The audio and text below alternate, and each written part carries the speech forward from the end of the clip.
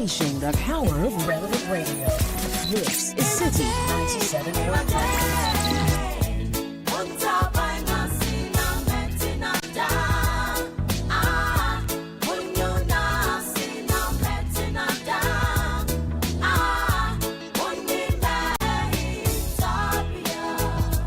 This is the Citi Breakfast Show, the city's biggest conversation. The Citi Breakfast Show. Rise above the noise.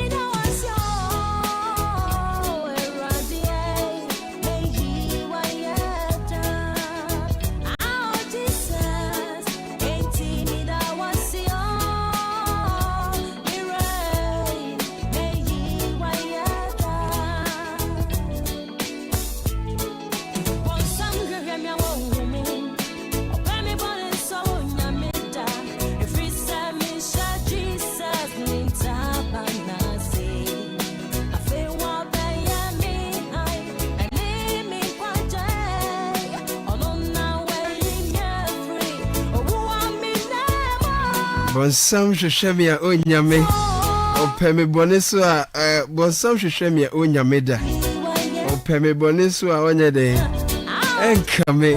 Oh, what a beautiful song. Whoever dwells in the shelter of the Most High will rest in the shadow of the Almighty. I will say of the Lord, He is my refuge and my fortress, my God in whom I trust. Surely He will save you from the foulest snare and from the deadly pestilence. He will cover you with His feathers, and under His wings you will find refuge. His faithfulness will be your shield and rampart. You will not fear the terror of night, nor the arrow that flies by day, nor the pestilence that stalks in the darkness, nor the plague that destroys at midday.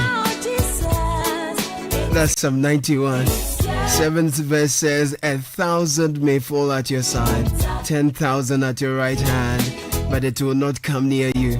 You will only observe with your eyes and see the punishment of the wicked. If you say the Lord is my refuge and you make the Most High your dwelling, no harm will overtake you, no disaster will come near your tent. This is my prayer for you this morning, that first you will learn to dwell in the shelter of the Most High and rest in His shadow as well, because there is refuge. He's your fortress. He provides protection as well. It's very important. Very important. Start your morning committing your ways into His hands,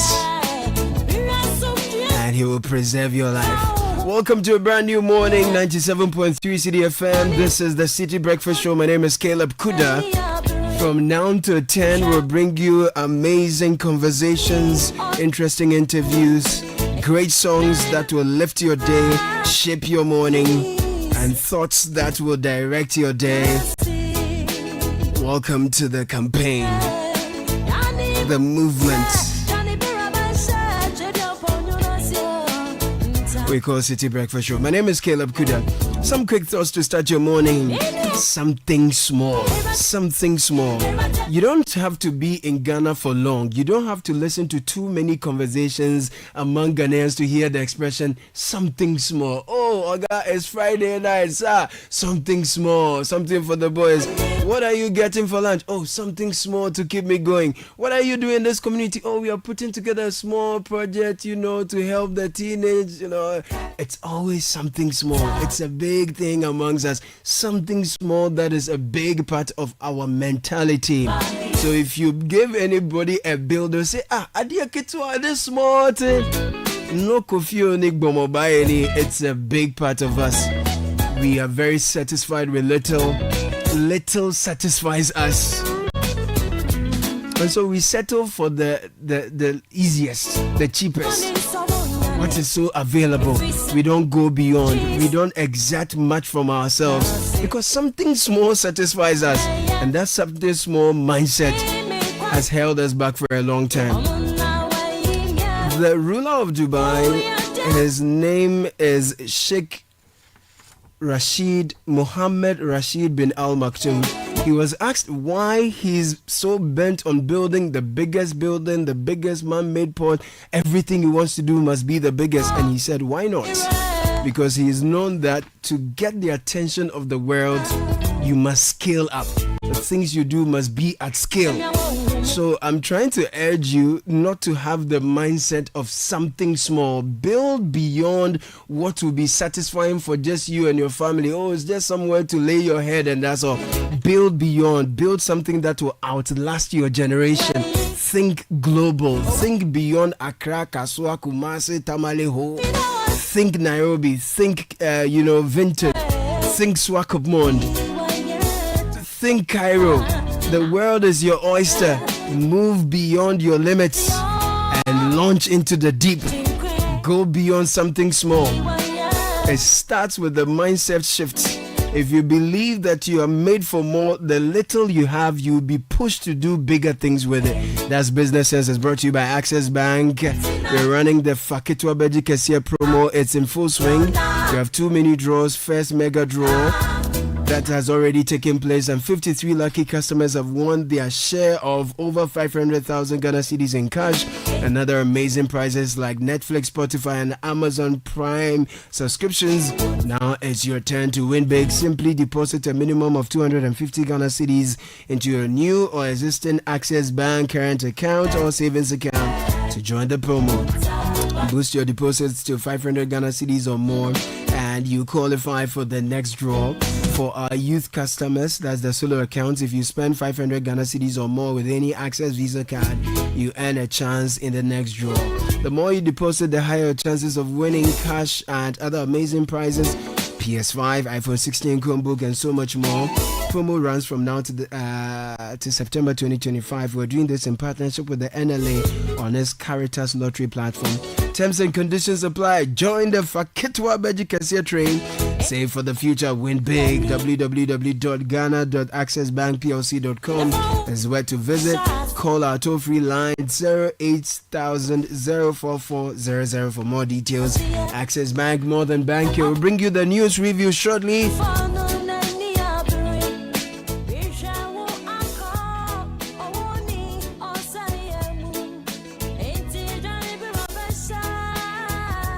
The newspaper review is brought to you by Fidelity Bank. It's back and it's bigger. Fidelity Bank Sika Boom Reloaded promo. It's here to reward your savings with life-changing cash prizes. Just deposit and maintain 500 Ghana cedis or more in your Fidelity account, and you could win up to 100,000 Ghana cedis in our grand draw. With every 500 Ghana cedi deposit growth, you stand a chance to win 5,000 Ghana cedis in monthly draws. So if you don't have an account yet, open one, save smart, earn points, and win big. Fidelity Bank is here for your journey. Sika Boom style. There's a promo on the NLA's Caritas platform. T's and C's apply.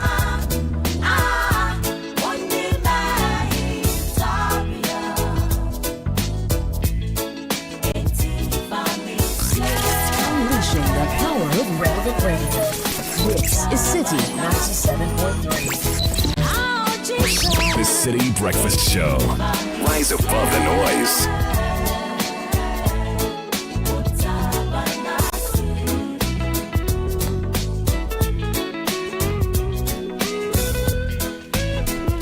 And the newspapers have so much to tell. Richard Aleska is here. Good morning. Good morning, my brother. Like your phone. Good morning. I'm very well, thank you. How are you too? That one I can bet that G-Tech will write to me because. Oh, that Dumaga.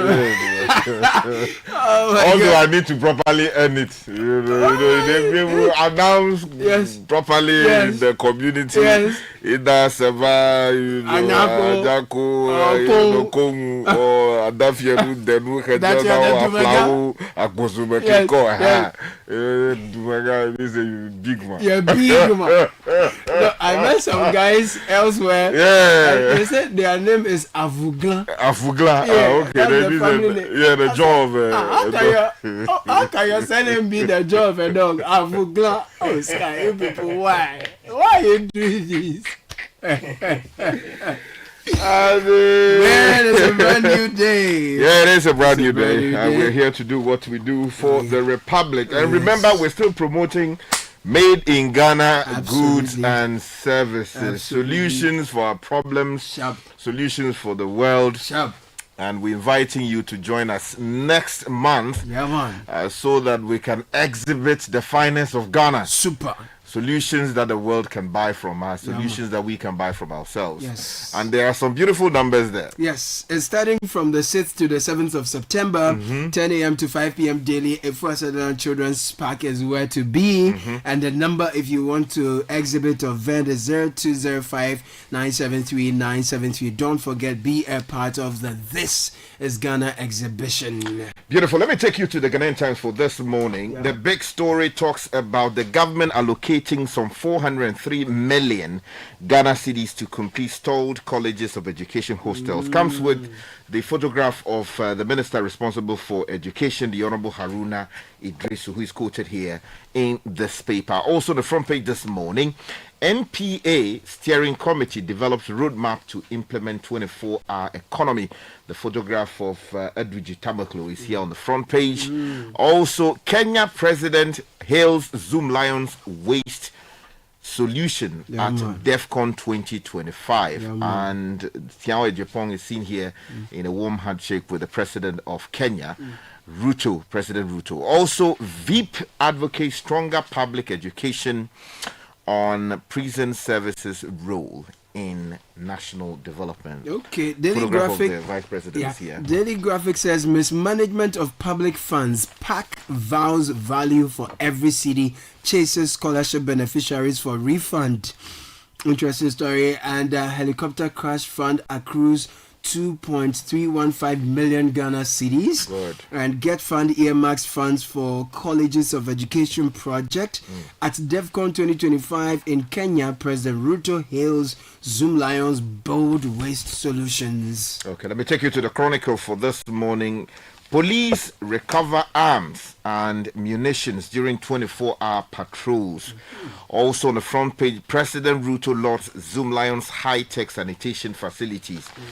Those are the only two stories on the front page. Inquisitor this morning, tracing the loots. OSP looks into 67 cases. Former MIF boss, others on the radar. Stop prayer. Security operatives Buju Yakubu misbehave at Che Ado. Okay, Inquisitor is saying, put LPG cylinders in safe, stable position during transportation, NPA to the public. And Brian Hill International School, opens new campus. The new publisher says Akufo-Addo speaks at NDC lecture, and it's not the National Democratic Congress. This is the National Defense Council, Defense College actually, in Nigeria, and says corruption is destroying Africa. Also, Manasseh Awuni writing says Grace Ayensu Dankwa, GTEC and the truth that should end the debate. Right. Concluding that it would seem that the deputy minister may have misled the public and misled, forgive me, the public and parliament for that matter. Yeah. Also, minority condemns Ridge Hospital attack. The Ghanaian publisher Akufo-Addo's warning to Africa: strengthening institutions or risk collapse.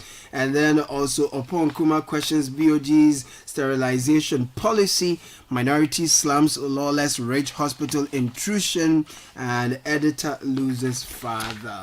The Informer says half-year report, OSP assures the nation of prosecutions and asset recovery.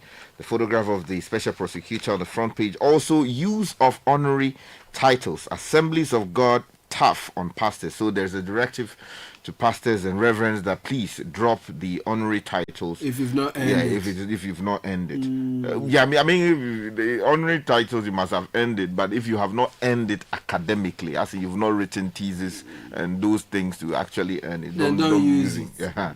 Also, giving true meaning to posthumous honors. Let's win Galamsey fight. The minority leader is quoted here Very saying, important. and coalition hard on Yoko over alleged NDC Galamsey officials. Daily Guide this morning: Galamsey Task Force arrests 4 soldiers for illegal raids. Okay. Interesting. And court stops Regimano Grey Estate takeover. Court orders Adamus Australia to pay Adamus Ghana $50,000 cost. And then also Nana urges stronger institutions for Africa's development. The news center says BOG cracks down on bad loans, restricts dividends, staff bonuses, mandates, write-offs, demands defaulter list publications, and stricter insider rules. Also on the front page, Akufo-Addo warns against one-size-fits-all governance. Something here that says BOG 60 billion Ghana cedi mop up to fight inflation inimical. This is coming in from the minority with a photograph of Kojo upon Nkrumah. And tribunal to hear appeals against Gold Board inaugurated. The Herald this morning: UK court threatens Ghana's Kevin Otre with arrest warrant over $29 million fraud charges. Hey. Very good. And prison service sparks controversy in Mahama's presidential pardon. Lack of names and presence of 2 nursing mothers raise eyebrows. Controller confirms full 809 million Ghana cedi payment to Maripoma for Pokwasin Saron projects. So those of you who are commuting on that stretch, let us know whether the contractor has taken pace already on that particular project, because we're told the money has hit the account. It's very important to know that progress is on giddy 24 hours. Now, helicopter crash victims get posthumous military ranks and support package. Comes with the wives of the deceased with the insignias and stuff like that from the military. Visa-free policy would double Africa's $190 billion tourism revenue. This is Julius Debra speaking. GNPC Petroleum Commission in agreement over Voltairean Basin investment. Okay, let me take you finally to the BNFT for this morning. What will it take for cement prices to drop? Very important That's question. a huge question here Very on the front page of the question. BNFT. Yes. Also, PURC urges utility consumers in Ashanti region to fulfill obligations. Cotton sector sleeps on $6 billion potential and 9.7 billion CD coupons paid on DDEP bonds. Payout studies investor sentiment, so they're studying, like it stabilizes investors sentiment. And also they also go with the story on Zoom Lion and the Awawani it is doing in Kenya. Right? Okay. Let me take you online quickly. Channel 1 News Online: Transport Minister, National Security to demolish unlawful structures on railway lines. railway lands. If you have any structure you've erected on the railway line, it's going to come down. That's what the Transport Minister is assuring. They're doing that together with the National Security. Prosecute civil servants cited for embezzlement of public funds. Keta MP is charging. Now, DVLA has registered over 6,000 excavators and seized 3,000 for non-compliance. On the Akwetia by-election, we will cooperate with police but protect ourselves. This is Nana B. More than 10,000 Kokobo directors earning salaries without work. Fifi Boafo is alleging here. An EC to hold Tamale Central by-election on September 30. OSP rejects reports of FBI clearing Cecilia Dapar in corruption probe. Health Minister's friendly engagement with rage assaults suspect troubling. Minority and GMA are speaking. Government has paid 9.7 billion Ghana Cedi in latest DDEP coupon payment. We saw that earlier in the papers. And Menshia Palace roads to close on August 21 for Asante Hime's 1 week observance, and we are told that the Ghana Registered Nurses and Midwives Association are demanding the arrest of a young man who went to raid to cause the destruction. CityNewsroom.com this morning, Parliament's Sanitation Committee proposes 50 peso levy to tackle waste crisis. Was that I think it was coming in from the chairman of the committee. It was a proposal for let's not mislead the people. The chairman was making that submission on his own. So it's not the Parliament Sanitation. Yeah, because I heard him. I heard him, and he said in his personal view. He said that in his personal capacity, he's proposing. Yeah, in his view, that's what I heard him. Unless maybe I did not. If it's his personal view, then it's good. We don't agree with him. We are paying too many levies. We are paying too many levies. We are not seeing anything. Often we attribute views expressed personally to either the entirety of Parliament or the entirety of the minority or the entirety of the majority or the entirety of the committee. I think we should clearly because it can be problematic. Thank you for that distinction. It's a personal view we don't like. DVLA to introduce new number plates tracking systems on January 1, we are told. GRA to launch nationwide tax education campaign for informal sector, and court dismisses Katie Hammond's election petition against Adansi Asokwa MP on Akwetia's by-election. We are confident in state security. This is the NDC. It's interesting, right? When the party is in power, they are confident in the state security. When they are in opposition, they are not confident in state institutions and security. It's something we always do. I don't understand. Anyway, if you go to High Street Journal, Sky, the High Street Journal this morning, Ghana pushes for stronger investment ties at Presidential Forum in Yokohama in Japan. Ghana risks losing significant port revenues due to bad Pokwasi in Sawam Road. This is an economist. And share employers hail government's interventions, urge tailored financing to unlock sector growth. If you go to the BBC quickly, let me do my journal line before the BBC comes through. Ghana Cedi is world's best performing currency, Mahama tells investors in Japan. And then the West only taught us English, nothing more. This is Jacob Zuma urging Africa to rely on its own resources. If you go elsewhere, Kremlin plays down Zelensky talks as Trump warns Putin may not want to make a deal. That's on the BBC. CNN's angle is why Putin may never be ready to meet with Zelensky. I like the story about the cement prices, why they are refusing to go down. Yeah, but before that, let's do Rich quickly. If you go to the publisher, the new publisher, the story there says the Minority Caucus of Parliament has issued a statement in condemnation of a recent and chaotic incident at the Ridge Hospital in Accra, which was captured on video that showed a group of men verbally and physically assaulting health professionals at the hospital's emergency unit. On the same subject matter, the Ghana Medical Association has warned that health workers may withdraw their services if violent attacks on the medical staff of this country are not stopped. Now, statement signed by Dr. Nana Yao, a 3-year ranking member of the Health Committee and released on Tuesday, August 19, also called on the police service to thoroughly investigate this incident and take the necessary legal action to deter future occurrences. The GMA has also issued a statement reference here, and then also the nurses have also issued a Ghana Registered Nurses and Midwives. In fact, they are demanding arrest over the Ridge Hospital nurse attack. like Letitia Osei writes on Channel One News Online .com that the Ghana Registered Nurses and Midwives Association has strongly condemned the recent attacks. Okay, so it gives you background. We unequivocally condemn the loathsome act of violence against dedicated healthcare professionals. And the bottom line here, the new angle here is that they are demanding the arrest of the gentleman and his band of friends. I think that is very much in order. We cannot allow such irresponsible conduct to go unpunished. There must be punishment. And then you talked about the story regarding cement BNFT. Prices. Yes, so the BNFT has the story and is asking a big question because this is something that is on the minds of course, we have stories of the Minister for Communications going after what do you call it? Was it DSTV? The big issues here. The story on page 3 of the newspaper is by Kingsley Webbora Tinker. And it's in the BNFT says that despite the CD's appreciation against the US dollar in the first half of 2025, cement prices have remained stubbornly high, even as cost of other key building materials have declined significantly. Now, market checks show that iron rods, for instance, have dropped from about 9,600 Ghana cedis at the beginning of the year to between 6,000 Ghana cedis and 7,000 Ghana cedis, but they've not indicated what is whether the tonnage or whatever. So they just said price or checks. I think that would have been useful.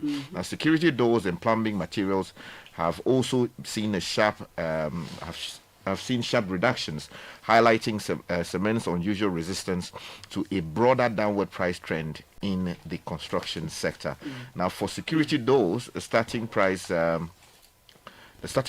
dropped from 1,750 Ghana cedis to 1,600 Ghana cedis, taking 150 Ghana cedis off the price. Now, plumbing materials have also seen a sharp drop in price. For instance, the price of 2mm electrical pipe dropped from 15 Ghana cedis to 9 Ghana cedis, representing a 67% price drop. However, despite gains on the FX market, the relative economic macroeconomic stability we're seeing in the country, the price of cement remains very high. Now, this is a question that perhaps maybe the cement manufacturing companies would want to explain.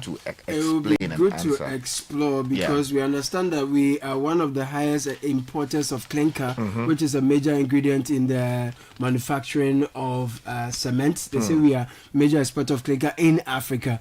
So what's this clinker thing? Can we have an alternative here in Ghana? Well, of course, I mean, the KNUST and other institutions have over the years proposed alternatives. I mean, some of the things mentioned include even the use of pozzolana, for instance, pozzolana cement. But again, the experts have their own views as to what should happen. The fact, though, is that if it takes a lot more, it took a lot more CDs to import the clinker into the country. Now, because the CD is doing better against the dollar, price should still go down. Yeah, so I think there will be some explanations as to whether maybe there are other inputs that they are factoring into the cost. We need to we need some education on very that. important. Meanwhile, on the front page of the Daily Graphic, mismanagement of public funds. Public Accounts Committee vows value for every city, chases scholarship beneficiaries for refunds. Samuel Drodu and Dixon Walanyo Doche write from Parliament that the Public Accounts Committee of Parliament has as it were, stressed that it will ensure value for money for every CD Parliament authorized for public spending in 2024. This, the committee said, was to deepen citizens' confidence in the country's public financial administration. Now, at the first public sitting of the committee in the 9th Parliament to examine the 2024 Auditor General's report, the chairperson of the committee, Abner Osei, said the committee would continue with the good work of the previous committee of the 8th Parliament. Now, there was something. Now, sitting later in the day, the committee directed the Ministry of Gender, Children and Social Protection to take immediate steps to recover 54,666 Ghana cedis from a former member of staff. That is Dr. Kennedy Osei, who resigned from the civil service barely 8 months after returning from a fully sponsored PhD program in Australia. Oh, I see.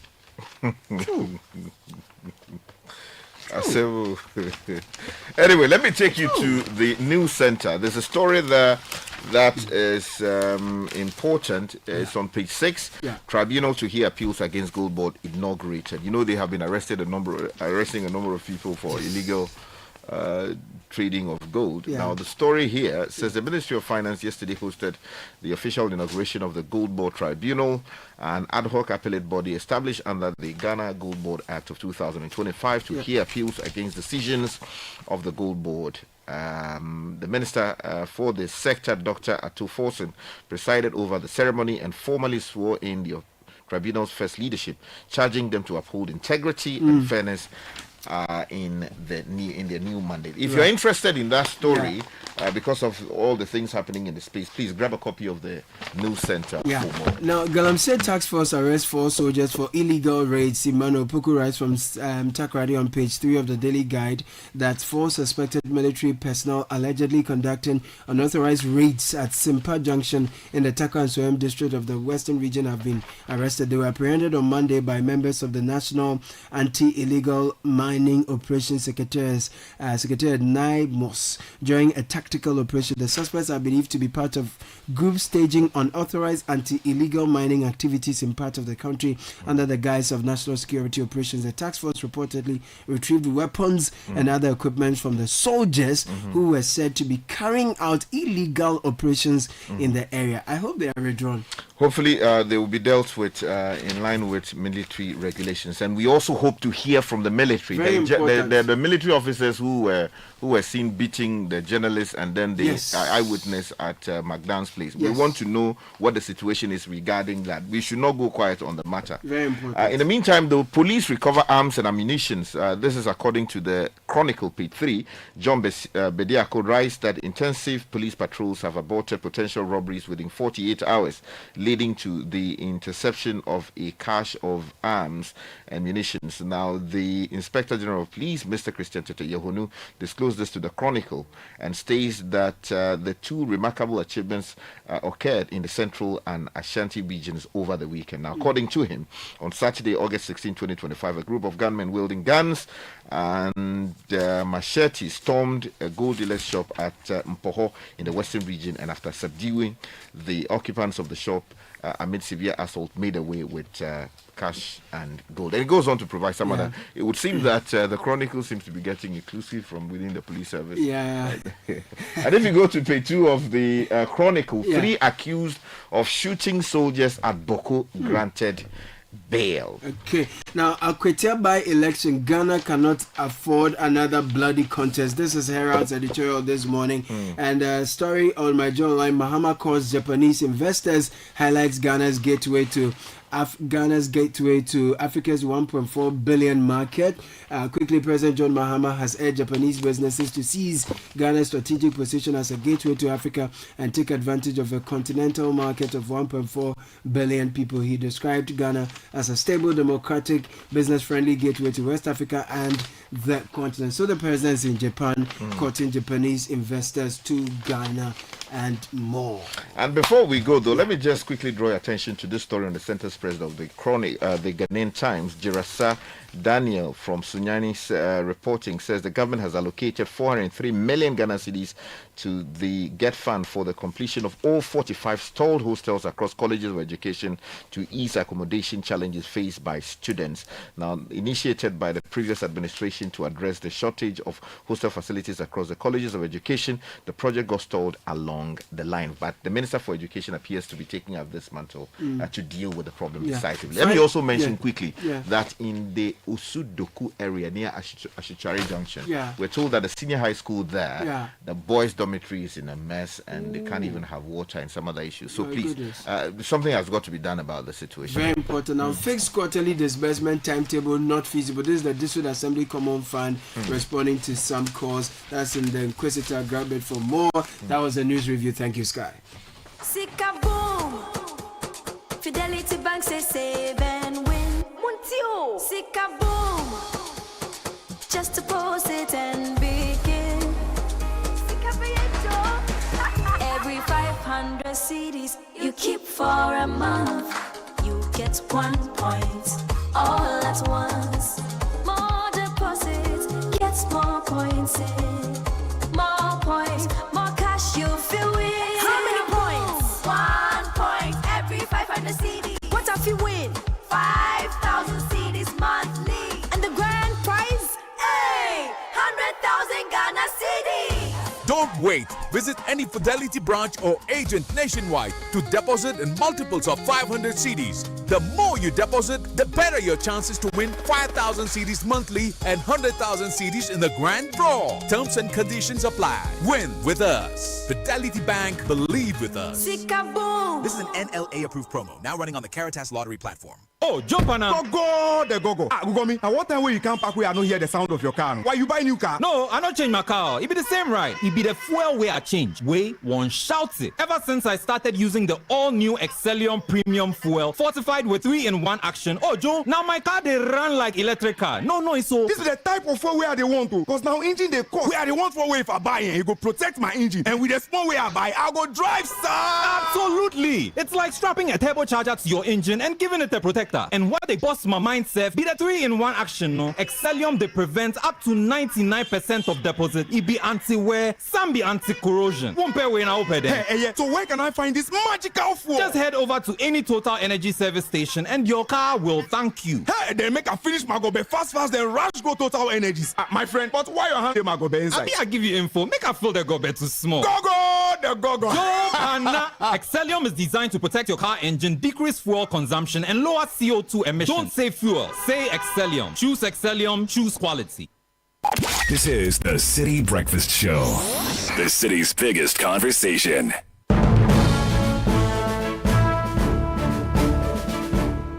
Neela Telate joins us with the City Business News brought to you by EcoBank and MTN. Neela, good morning. Good morning, Caleb. It's midweek. This is the breakfast edition of City Business News. The bulletin is proudly brought to you by MTN and EcoBank. In this edition, government settlement of second DDEP coupon payments expected to trigger investor interest should domestic bond markets be reopened. Also, government hints of scrapping minimum capital requirement for foreigners seeking to invest in the country. Plus, Ghana's dependence on rice imports to increase, with volumes projected to hit 1 million metric tons in the 2025-2026 season.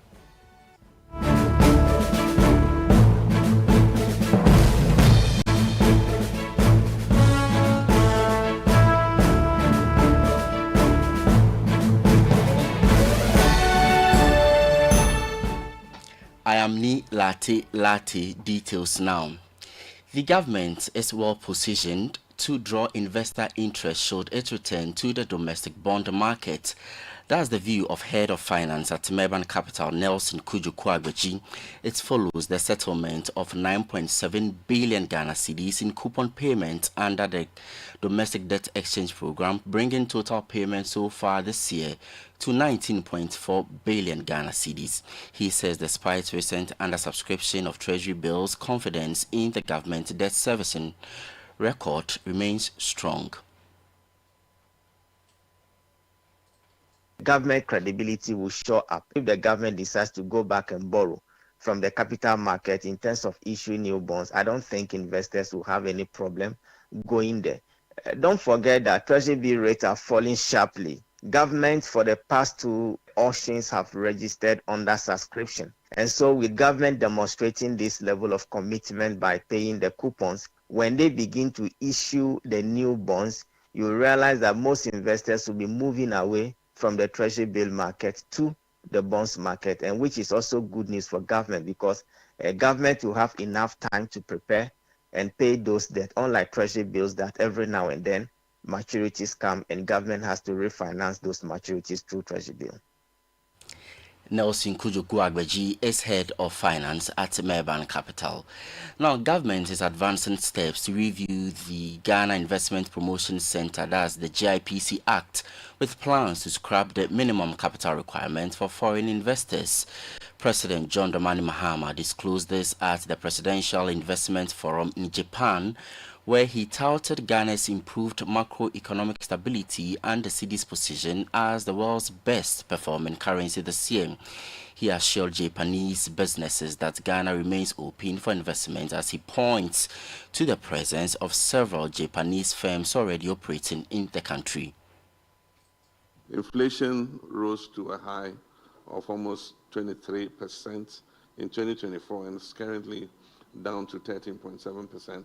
And we expect that by the end of the year to hit single digit. And it's also, our cedi has stabilized. For those of you who know the history of the Ghanaian cedi, it's been one of the most volatile currencies in Africa. And a few years back, we were said to be the worst performing currency.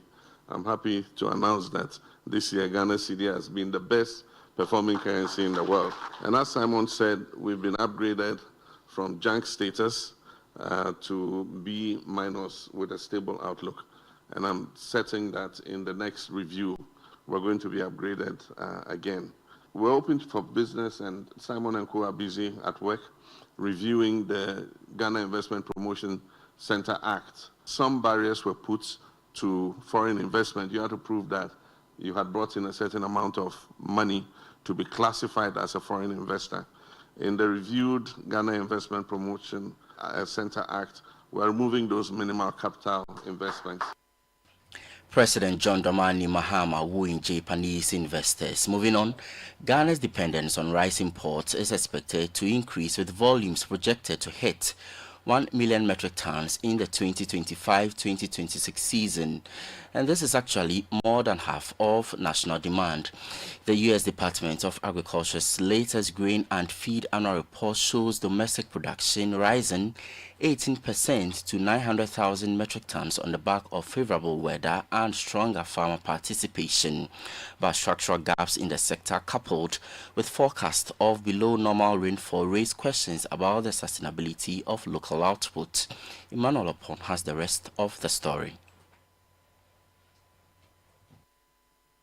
According to the report, consumption is projected at 1.8 million metric tons, up from the 1.7 million, driven by population growth and shifting dietary patterns. Prices have also seen sharp volatility.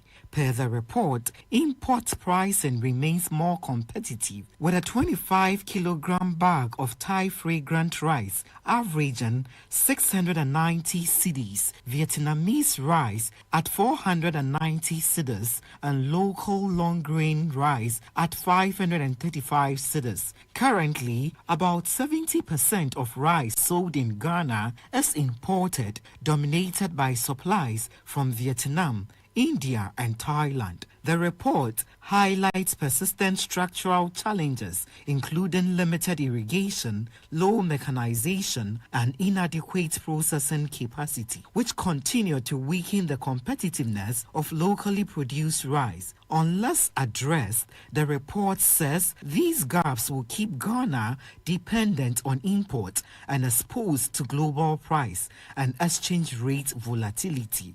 Rice has become Ghana's second most important cereal after maize, with per capita consumption now at 51 kilograms. Despite initiatives such as the National School Feeding Scheme, uptake of local rice remains constrained by quality concerns, inconsistent supply, and distribution challenges. That was Citi Business News' Emmanuel Opon with that report. There is a reaction coming in from stakeholders, more specifically the Competitive African Rice Platform Ghana, which is suggesting stronger investment and policy commitment to address the structural challenges holding back the grains and cereals sector. It warns that without targeted support, Ghana will remain dependent on costly import despite rising domestic output. Yao Edupoku is chairman of the platform. The narrative is simple. The country has enough arable land to grow rice to export, not only to feed. If we make a concerted effort that we want to see sustainability in the rice sector, in the maize sector, in the soya sector, it will not take us even 3 seasons, that is 3 years, and we will exceed our national target. But it means putting money where your mouth is. And that is not what is happening. That was Yao Edupoku, chairman of the Competitive African Rice Platform Ghana. More on a Greek. The cocoa value chain could exacerbate severe economic consequences if farmers smuggle beans to neighboring countries. Some farmers have threatened to divert their produce to Ivory Coast and Togo, where they say farm gate prices are more attractive. It comes on the back of the government's announcement of a 4% increase in the fixed producer price per ton for the 2025-2026 season. President of the Macron Cocoa Cooperative Farmers Association, Francis Turner, warns that unchecked smuggling could undermine revenues and threaten the cocoa sector. Initially, when you smuggle cocoa to those countries, the exchange rate was good. So when you can make in some gains. But for now, if you exchange the paper or the dollar to CB, you can see that you are losing enough. So farmers are not actually happy with the price, and also not encouraging any farmer to smuggle their cocoa to other countries. How will government raise revenue if all of us smuggle our cocoa to other countries for countries to based on it to grow their economy, for our economy to be in disadvantage? So those things are not things that this Citi will encourage. But the only thing that we are saying that farmers should be patient, we continue to push and advocate on their behalf and ensure that we get a fair price. Francis Turner is president of the Macron Cocoa Cooperative Farmers Association. On the forex market this morning, the dollar is trading at 11 cedis 85 pesos. The British pound could be retailed to you at 15 cedis 90 pesos. That of the euro at 13 cedis 80 pesos. And just so you know, these are rates from the forex bureau near you and not the Bank of Ghana's interbank rates.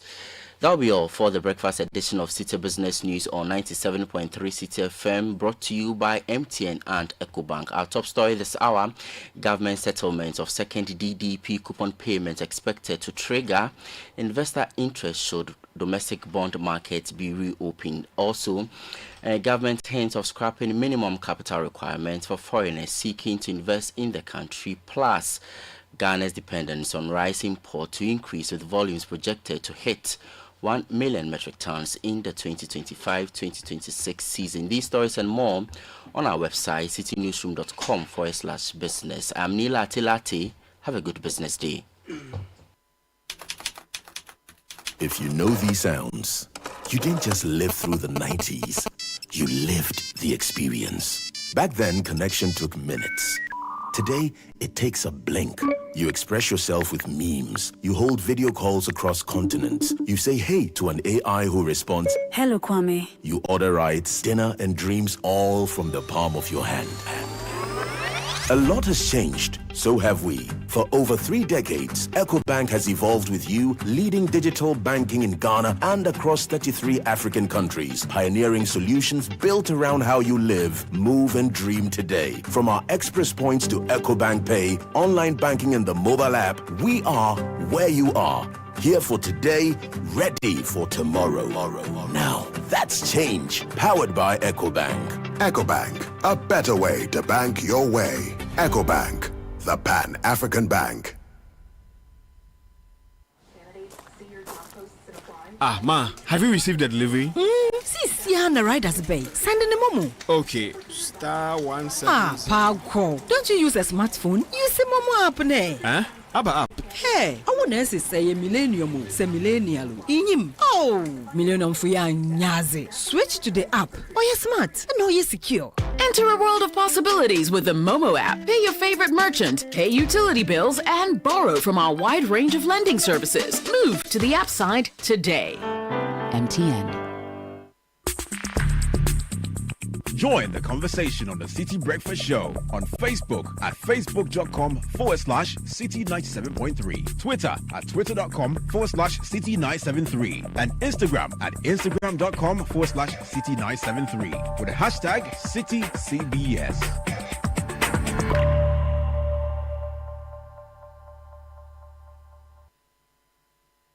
The Citi Breakfast Show. Rise above the noise.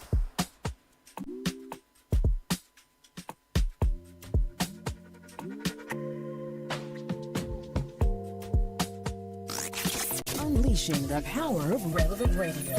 This is Citi 97.3. 14 after 7, 97.3 Citi FM.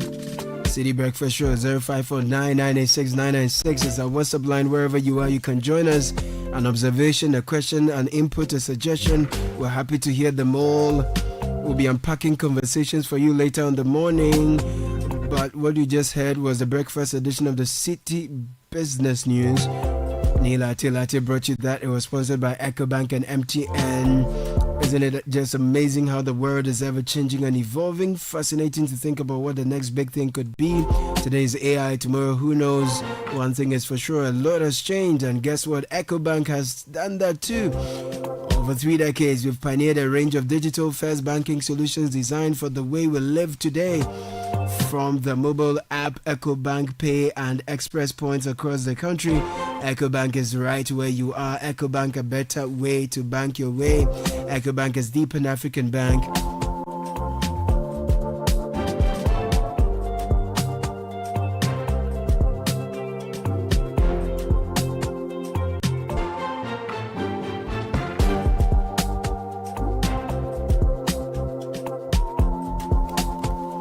And the good thing is that every Thursday is special on MTN. Wait for it. Thursdays got more exciting because from now on you get a nice 25% bonus on your first data bundle purchase of the day when you bundle on my MTN app or use *138# this and every Thursday on MTN. You will get a free ticket at the Silver Beds if you buy your tickets on Momo. Accra, West Hills malls, you get a free ticket, extra movie ticket actually. And for those in Kumasi, you get another one too at the Golden Cinemas. If you ask me, great deal. So set your reminders, bundle on my MTN or *138#. Make the best of your 25% first data bundle discount and visit the cinemas. Use Momo and get free extra movie tickets on MTN's Yellow Thursday. Benjamin Nketiah is here in a Liverpool jersey, ready with kickoff. Brought to you by Shell, the Shell and Polytang. How do you want your engine to feel today? Confident, protected, ready to perform? Let's talk about Shell V-Power. Shell V-Power, Dynaflex technology, specially formulated, cleans and protects your engine, giving it that boost it needs. Designed to remove performance-robbing deposits so that your engine performs at its best. Feel unbeatable because the best choice feels just right. Feel the feeling with Shell V-Power. Shell, go well. You deserve financial peace. Lasheho is here to do just that. Whether it's education, rent, unexpected expenses, we've got the right loan to meet your needs at the right time. Call or WhatsApp 02700 4799. Let's make life easier together. Lasheho, let's improve life. It's raining, but most taps are not running. You need a water tank. The brand to go for is Polytank. That's what is trusted by 3 decades. It's been around for 3 decades, trusted by all generations, so make no mistakes. Always go for Polytank. Guaranteed quality always. Durability is always assured no matter the price, the size you go for. And when you talk about price, it's the same across the country at Polytank partner shops. Just don't get scammed because we don't ask for Momo payments online. Benjamin Nketiah is here with kickoff.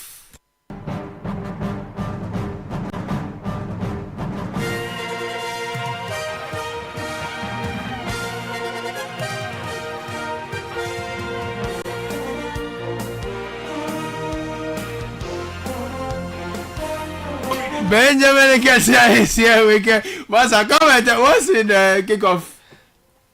Masa, you have finished introducing your. A wonderful morning to all of you out there. In the headlines this morning, Liverpool's Mohamed Salah wins PFA Men's Player of the Year. Newcastle United insists striker Alexander Isak is going nowhere following statement by players' camp.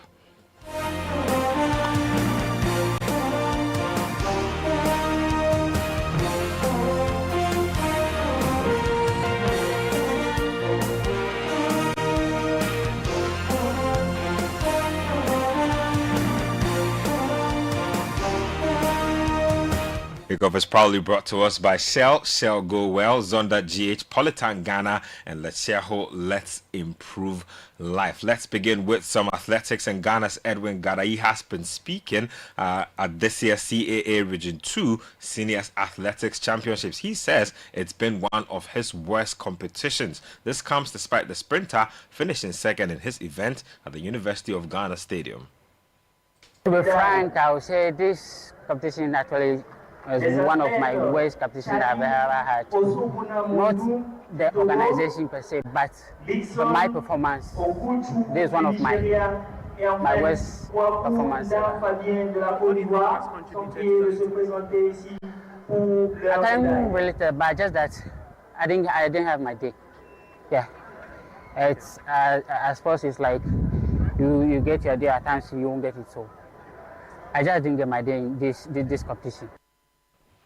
You had Edwin Gadayi there. Let's get to some football now. And the Galco Top 4 will no longer be staged at the Accra Sports Stadium and has been moved to the University of Ghana Stadium at Legon. Now, pitch consultants Greengrass Technology advised that the Accra Sports Stadium, Ghana's only CAF and FIFA approved venue, should be reserved for the Black Stars World Cup qualifier on September 8th. Now, here is NSA boss Yaon Pofuankra, who thinks the decision is regrettable but necessary. Yes, it's regrettable, it's unfortunate, but the flip side is that we may not have a good pitch for the World Cup qualifier on the 8th. And mind you, initially the projections were that the Black Stars would arrive a few days to that match because the away game against Chad initially was to be played in Morocco, so they would have assembled there. However, that has been changed, and we got notice of this last week, so we had to quickly go ahead with the Homo World Cup. That was a bit of a doubt, but it went, on fine. But the pitch needs to recover. The pitch needs to be strong enough to withstand the training sessions and the match itself. The Malians would come early. The Black Stars would train a few days before traveling to play Chad, return, and they would also train before the match. So let's move on to some other stuff. In Volta Regional Minister James Gunu believes the region can produce more Premier League clubs if given the right support and sponsorship. He says talent is already available and it's only a matter of time before the Volta region takes its place on Ghana's football map. Definitely the talent in the region is very huge. We have a lot of potentials, in there, and we believe that with help of all other stakeholders, especially when it comes to sponsorship. If we are able to get the right sponsors, at the right time, many of the clubs in the region will climb up to the highest level in the league. So you had Volta Regional Minister James Gunu speaking there. Let's get to some other stuff, and let's get to the Chan tournament. Sudan, they drew goalless with Senegal, while Nigeria beat Congo by 2-0. And head coach Eric Chell says they deserve to win their game. Deserve to win this game because we have the possession ball. We try to play, and during this game, during the first half, it was just the last technical skill, or maybe the last pass, or the last dribble, or the last choice. Let's move on and get to some Premier League related stuff. And football legend Wayne Rooney has called for football clubs to be fined and have points deducted from their tally as a means to curb racism in the sport. He says this as the English Premier League grapples with the latest incident of racism that took place in the opening game of the season in a match between Liverpool Football Club and AFC Bournemouth involving Ghana's Antoine Semenyo. I think there has to be more done. There has to be more education for people to understand it, but I think in these occasions it's you have to hit the clubs. In my opinion, I think that's the only way it's going to stop, because there's ignorance. The fans are still going to do it, and you have to hit the clubs, whether that's taking points off them or hitting the clubs the pockets and taking money away from them. because otherwise it's going to keep going. It's been going on for hundreds of years, and when you think you're seeing improvements, then all of a sudden it continues. So hopefully the right people sit down with the right organisations to try and get something serious in place.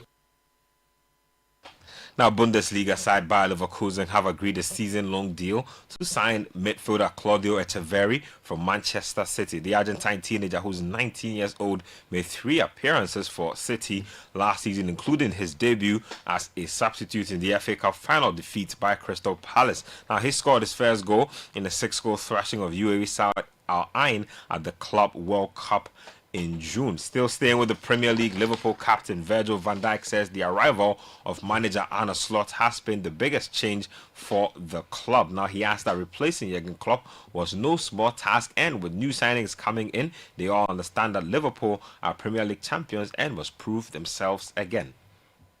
Last year was quite a big change. I think people underestimate it now a little bit because we won the league. But changing a manager that has been so important over all those years, not only for the team, for the club, but for the city as well. Having the success that we had, having the impact that he had on the league, and then to replace him was a big. But now we're not talking about it. That's how obviously the world works a little bit, because we were obviously we are the Premier League winners from last year. But it's all about the signings, performing, and they all know that. They all know when they join a club like Liverpool, the reigning champions, that they have to perform, and it's down to them, but also us as a team, in order to create a environment that they can do so. Liverpool captain Virgil van Dijk. Now let's get to the PFA Awards, and Mohamed Salah won the award for a record-setting 3rd time after leading Liverpool to the Premier League title while leading the league in goals and assists. Now, PFA Women's star Mariona Caldente won the award for the first time. Aston Villa's Morgan Rogers was awarded PFA Men's Young Player of the Year. And when you talk about the team itself, you have Matt Zels in there from Nottingham Forest, Van Dijk, Milos Kerkez, William Saliba, Gabriel Declan Rice, Ryan Grafenberg, Alexis McAllister, Mohamed Salah, Alexander Isak, and Chris Wood. And talking about Alexander Isak, just before we go, the saga between himself and Newcastle ramped up another notch in the last 24 hours. He says that promises have been broken by the club and that the relationship cannot continue as he looks to force through an exit this summer. Now, 19 days have passed since Newcastle rejected Liverpool's £110 million bid for the Swedish international. Now, according to reports, Isak believes he would be allowed to leave if a big bid came in. He says, and I quote, "I've kept quiet for a long time while others have spoken. The silence has allowed people to push their own version of events. When promises are broken and trust is lost, the relationship cannot continue." Now, in a later statement, a disappointed Newcastle also stated, and I quote, "We are clear in response that Alex remains under contract and that no commitment has ever been made by a club official that Alex can leave Newcastle United this summer. His representatives know we must always take into consideration the best interest of the club, the team, and its supporters in all our decisions. And we have been clear that the conditions of a sale this summer have not transpired.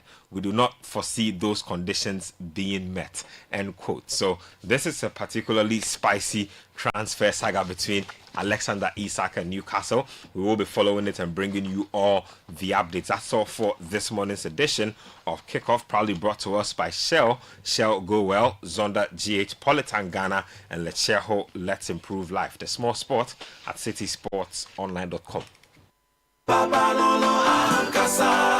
Politank is everywhere, durable and authentic. Stronger brand you can trust. Politank, we get some more Rambo and get some more Super. And the Politank we did Politank, Papa no no, Papa no no no, Papa no no, Papa no no no, Papa no no, Ankasa. Politank, Politank, the original, always the best.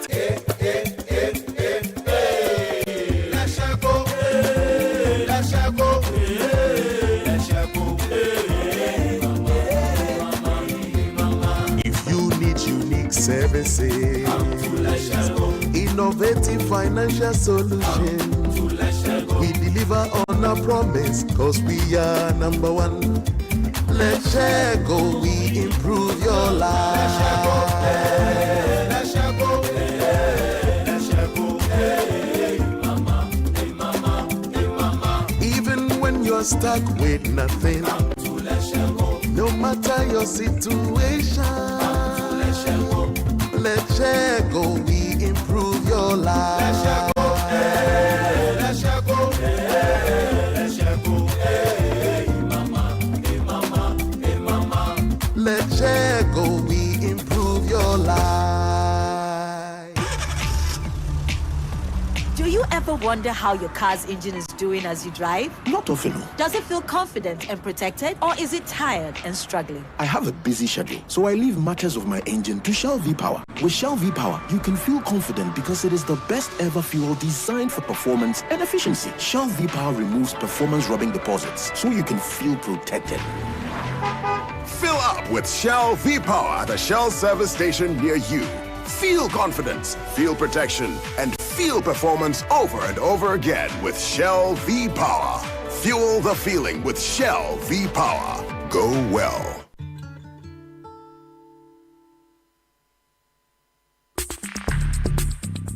Join the conversation on the Citi Breakfast Show on Facebook at facebook.com/Citi97.3, Twitter at twitter.com/Citi973, and Instagram at instagram.com/Citi973 with the hashtag CitiCBS.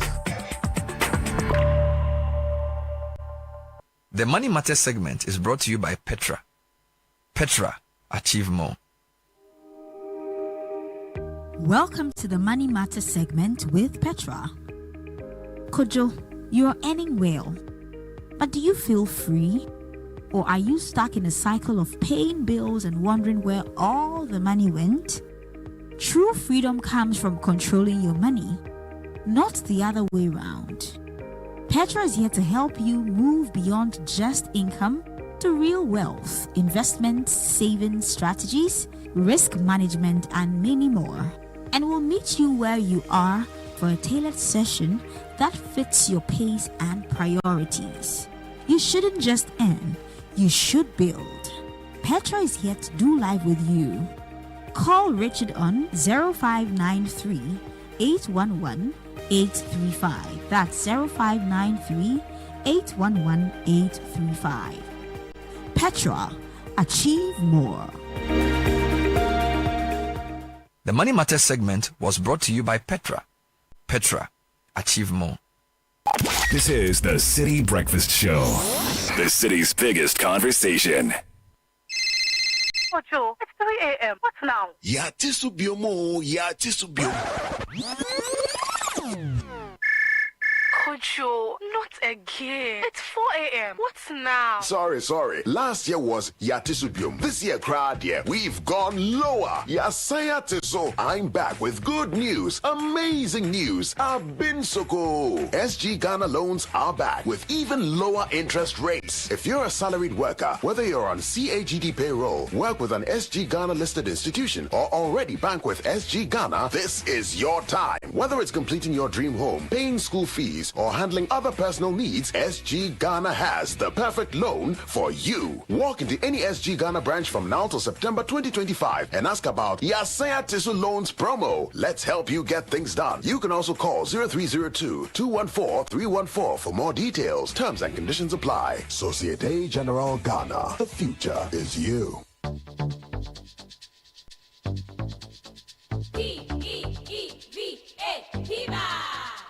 Looking for a burst of flavor in every sip?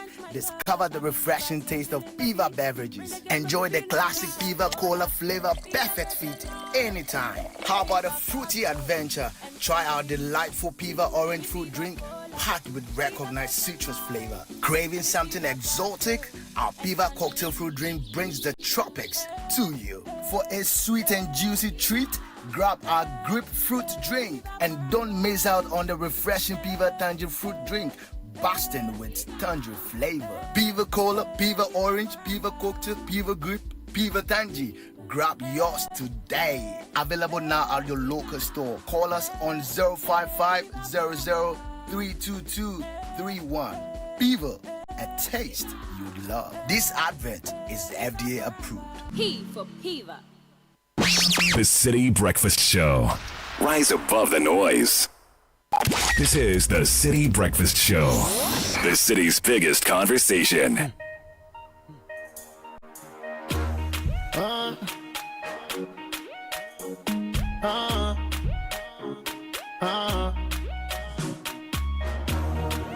Emoji, emoji. I get the fine thing. Me, I get the fine thing. My baby, fine. I tell you this one be the fine. Every woman is a superwoman. Every woman is a champion. We know be nobody. If them know they are body. Unleashing the power of relevant radio. This is City 97.3.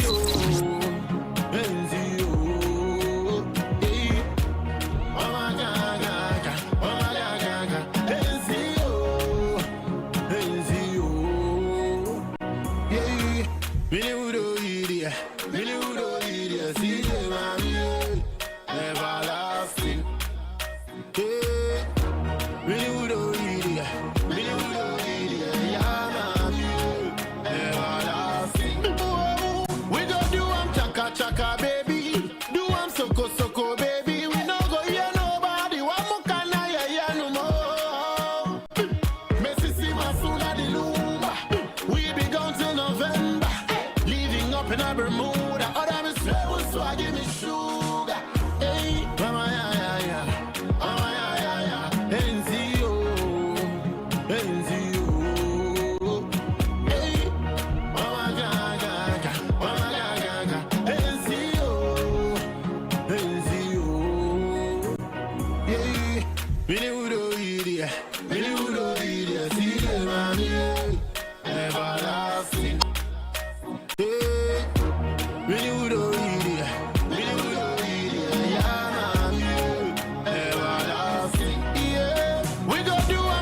Chaka baby, do I'm soko baby. We no go hear nobody. One more can I hear no more. Anyway, show me no room for the corner there.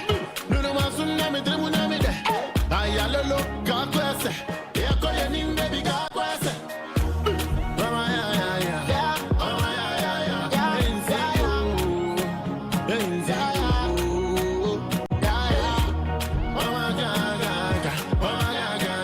NCO.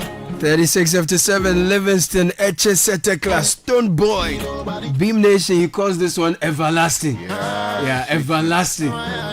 Say, I get it, fine fighting. Yeah, I got it, fine. My baby, fine. Yeah. So this morning, if you have a, special something, special someone, you want to send dedications to a birthday, anniversary, or anything like that, we'll be getting to that shortly. 0549 986 996. 0549 986 996 is the number. What is engaging our thoughts this morning? We'll let you know. All the healthcare professionals are descending on the case at Ridge Hospital, the Greater Accra Regional Hospital, the assault on the nurse and the disruption of procedure by social media activist Ralph.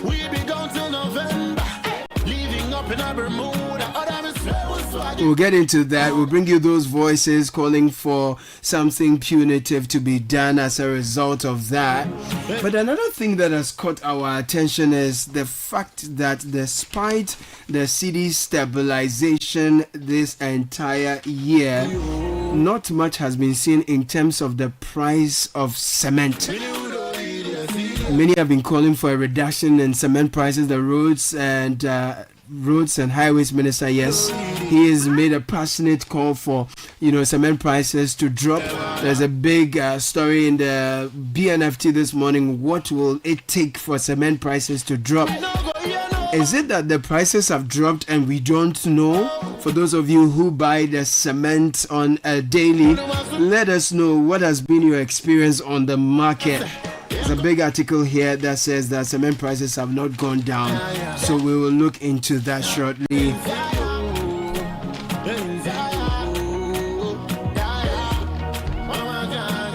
So these are the thoughts engaging our minds on the City Breakfast Show this morning.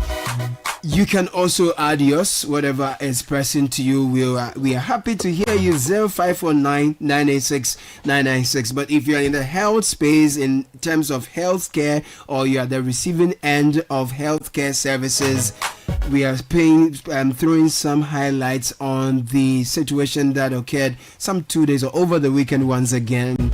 The demands for some justice to be seen to be done after an assault on the nurse at the Ridge Hospital. We'll bring you those critical voices, continue the conversation, but our main attention will be focused on cement prices and its impact on other things that affect us most. For those of us who don't buy cement, we are still affected by cement, because you drive on the road and cement is part of the construction. You live in the house, you pay some rent, and the landlord will tell you that, I'm increasing the rent by X amount because cement prices have gone up, yada yada. So cement affects all of us, whether we like it or not, whether we identify with it directly or not. So be paying attention to that. In the meantime, if you're tired of banks that make everything slow and complicated, switch to Solid Finance, where banking is quick, smart, and 100% digital. You can open your digital savings account in just 5 minutes using your Ghana card. Save and withdraw every day, and market-beating interest, and enjoy banking without stress. If you want to save for something special, Solid's Target Savings Account is your best friend, perfect for school fees, rent, or growing your business. Stay disciplined and enjoy even higher returns for either 3, 6, or 12 months. No minimum balance or deposit fees, no withdrawal fees, zero monthly charges. With Solid Finance, every single cedi you save stays exactly where it should. Download the Solid Finance app from the Google Play or App Store today. WhatsApp or call 059 957 7963. SolidFinance.com is where to visit online, and you can locate their office at number 9 Ouagadougou Street, East Legon. Solid Finance, your money, your power. And if you're looking for a best of flavor in every sip, discover the refreshing taste of Piva beverages. Enjoy the classic Piva cola flavor. It's perfect fit anytime. Piva orange fruit drink is also on offer. We have the Piva cocktail, Piva grape, Piva Tangy, all available at a local store near you. 0550-032-231 is the number to call. Piva beverages, a taste you will love. And what are you proud of? Tell me. For us at First Atlantic Bank, we are proud to be crowned Digital Bank of the Year, not once, but 2 times back to back. This isn't just a fancy title, it's a celebration of our commitment and relentless drive to give you the ultimate convenience in digital banking. Whether it's through mobile app, internet banking, USSD, or any of our seamless platforms, we make sure your banking experience is safe, fast, and secure. Join the Pepple family today. 2-time Digital Bank of the Year, back to back. It will enter your eye. Follow us in your ears. Follow us on our social media platform. First Atlantic GH, First Atlantic Bank, refreshingly different. And Caleb, the prices of your favorite 300 ml PET Coca-Cola Ghana beverages have dropped across Ghana. That means you can share a Coke now for only 5 Ghana cedis. Whether you're a Kofi, an Ajwa, Kwabna, or a Koshia, your personalized bottle is waiting for you at your favorite joint. Look sharp, go find your name, find your bottle, and enjoy it at the new lower price. Share a Coke is more than a name on a bottle. It's a celebration of the real magic of human connection. So go on, share a moment, share a smile, share a Coke, now for less. And Academic Citi University has an amazing event coming your way. Come to Parents' Night on Thursday, August 21, 6 p.m. at the beautiful Hacho campus. Tour facilities, connect with school leaders, and see firsthand why Academic Citi is the best choice for your child's future. You can call 059-403-0308 or visit act.edu.gh to RSVP. Don't miss out. Academic Citi University, educating future-ready leaders. When time is of the essence, banking should not be slow. Skip the queues and deposit cash straight into your account with Zenith Bank's cash deposit ATMs available 24 hours a day. Zenith Bank's cash deposit ATMs are located at Zenith Bank's East Legon, Laboni, Techi Plaza, Sunyani, Ahonjo, and head office branches. Experience fast, secure, and convenient cash deposits anytime, any day. Now, that's banking on your terms. Zenith Bank, in your best interest. Great. So now the Ghana Citi has appreciated by about dedications, right?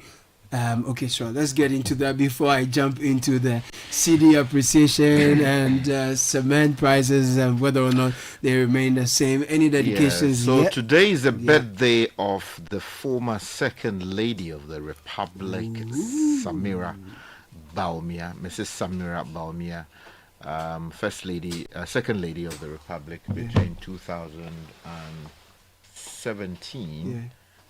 To 2024. 2024, or actually 2025, because January. 7th January. Yeah, so Haja Samira, today is your birthday. Yeah, man. And all of us are extending our well wishes to you. You're a wonderful woman. I really like her literacy prize initiative that encourages more young people to write, and the prizes she gives and the sort of encouragement it gives to more young people. And also, she's been a big ambassador in the Kente side of things, promoting a lot of Kente. You know, whatever she wears becomes a trend. Yes, a new fashion trend, isn't exactly. it? So she's really helped in those areas. And I think she's done a lot of advocacy also in the environment, sustainability areas. She's used her office quite efficiently in the areas she's touched. So happy birthday to her. Exactly. Yeah, and today's happy birthday. Is today Zoe's birthday? Yeah, Zoe. Zipopo. Z International. Zipopo. No. Today is Zipopo. Today is Zipopo's birthday. No, Charlie, me said today we can't stay in the office. Zipopo. Oh, are you saying it's my manager's birthday? Charlie, Zipopo. It's good you told me. No, Charlie, today you have to perform. I'm telling you, there must be performance. It will go against you. Oh my God. Happy birthday to you. Yeah, Zoe, Charlie, the head teacher. No, the Zoe Abubedu Ado. Yes. No, she's a big woman. She's large and in charge. Yeah, so today you have to go for that bag quickly. It's very important. And when you finish, you know where to take her. Extremely important. That was Charlie. Oh my God. So happy birthday to Zoe Abubedu Ado. We celebrate you on the City Breakfast Show this morning. A few others I see. Yeah, and this is coming from Dr. Felix Kojo Besasovo. He says, happy birthday to my big brother, Mr. Seth Koku Dogbe Sovo. 50 looks very good on you, sir. I pray for God's grace and abundance as well as favor for you. May he grant you good health, prosperity and happiness this year and many more beautiful years to follow. Right. And Esther Kopia says, good morning. Celebration and the team, please wish my, well, I guess she meant CBS. Please wish my friend turned brother, Seth Noga of EP or E-Process a happy birthday. You are a wonderful person and I wish you the very best of life. That's excellent. Kindly wish my lovely wife, my physician and friend Lena Mami Owusu of Amamfom Polyclinic a happy birthday. Every moment with you feels like a romantic dream. Happy birthday to you, my real life partner. Love you, dearest. From Albert Kofi Owusu of GNPC Supply Chain Department. Right, thank you for that one. Any more? Or I jump. Actually want to start from Ridge Hospital, where yesterday the nurse who was assaulted gave an account of her experience. So we want to get into that, and then we will bring in the voices of the healthcare professionals who have also added their voice, demanding that something drastic be done so this doesn't recur. So this is the nurse narrating her audio. He came in. He wanted us to leave everybody and attend to him. So we explained to him. Ralph. Okay. We explained to him. And then he was like, he wouldn't sit down. And my son told him to get a card, a hospital card. He said, why should he get a hospital card? Because his name must be in the system.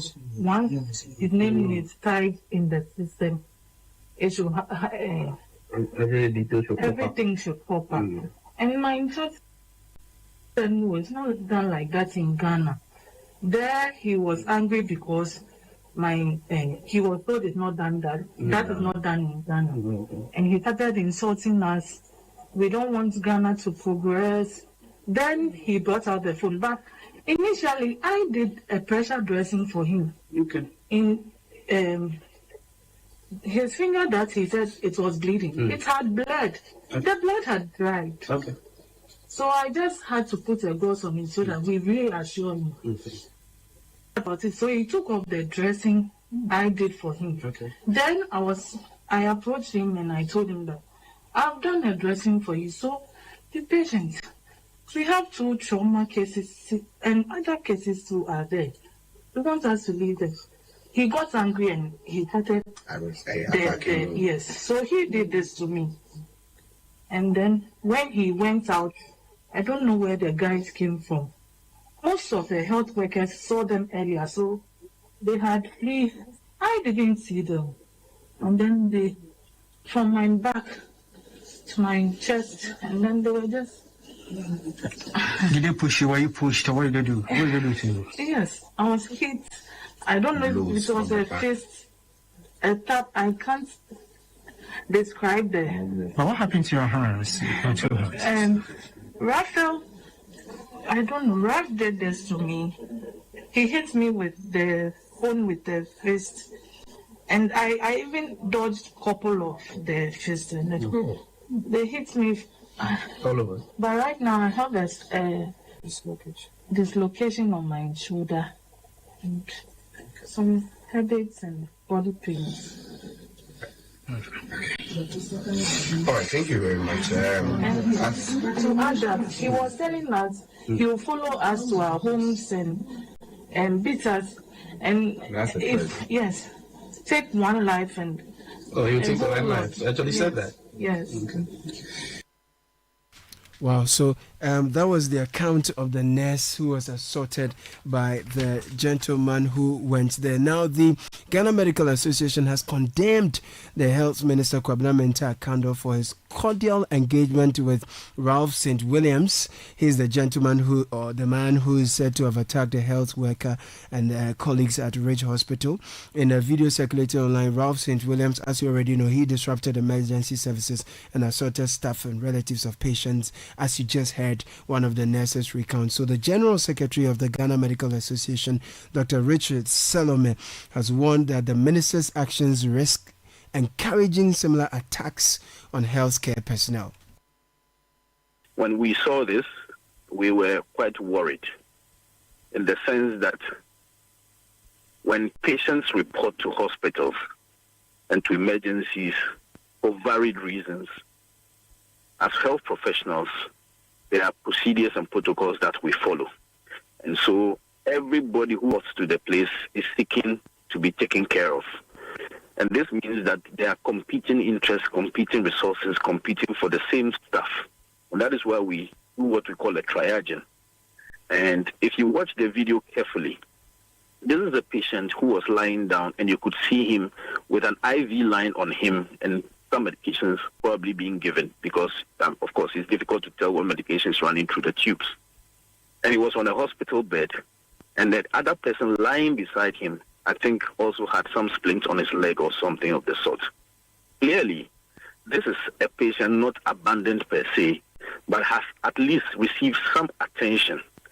And based on triaging and based on the professional assessment of this patient, has started receiving some care.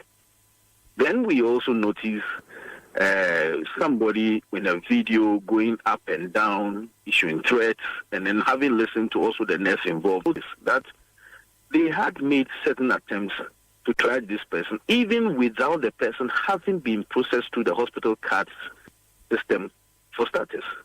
And that is the usual procedure when you come to hospital. We try to put in the initial measures to keep you alive before even attempting to deal with cards and other things. But your listeners would note that it's important that you are registered within the hospital system. And most hospitals now use the the LIMS or the electronic medical record system, without which we can't make prescriptions, without which we cannot treat you or bill you subsequently.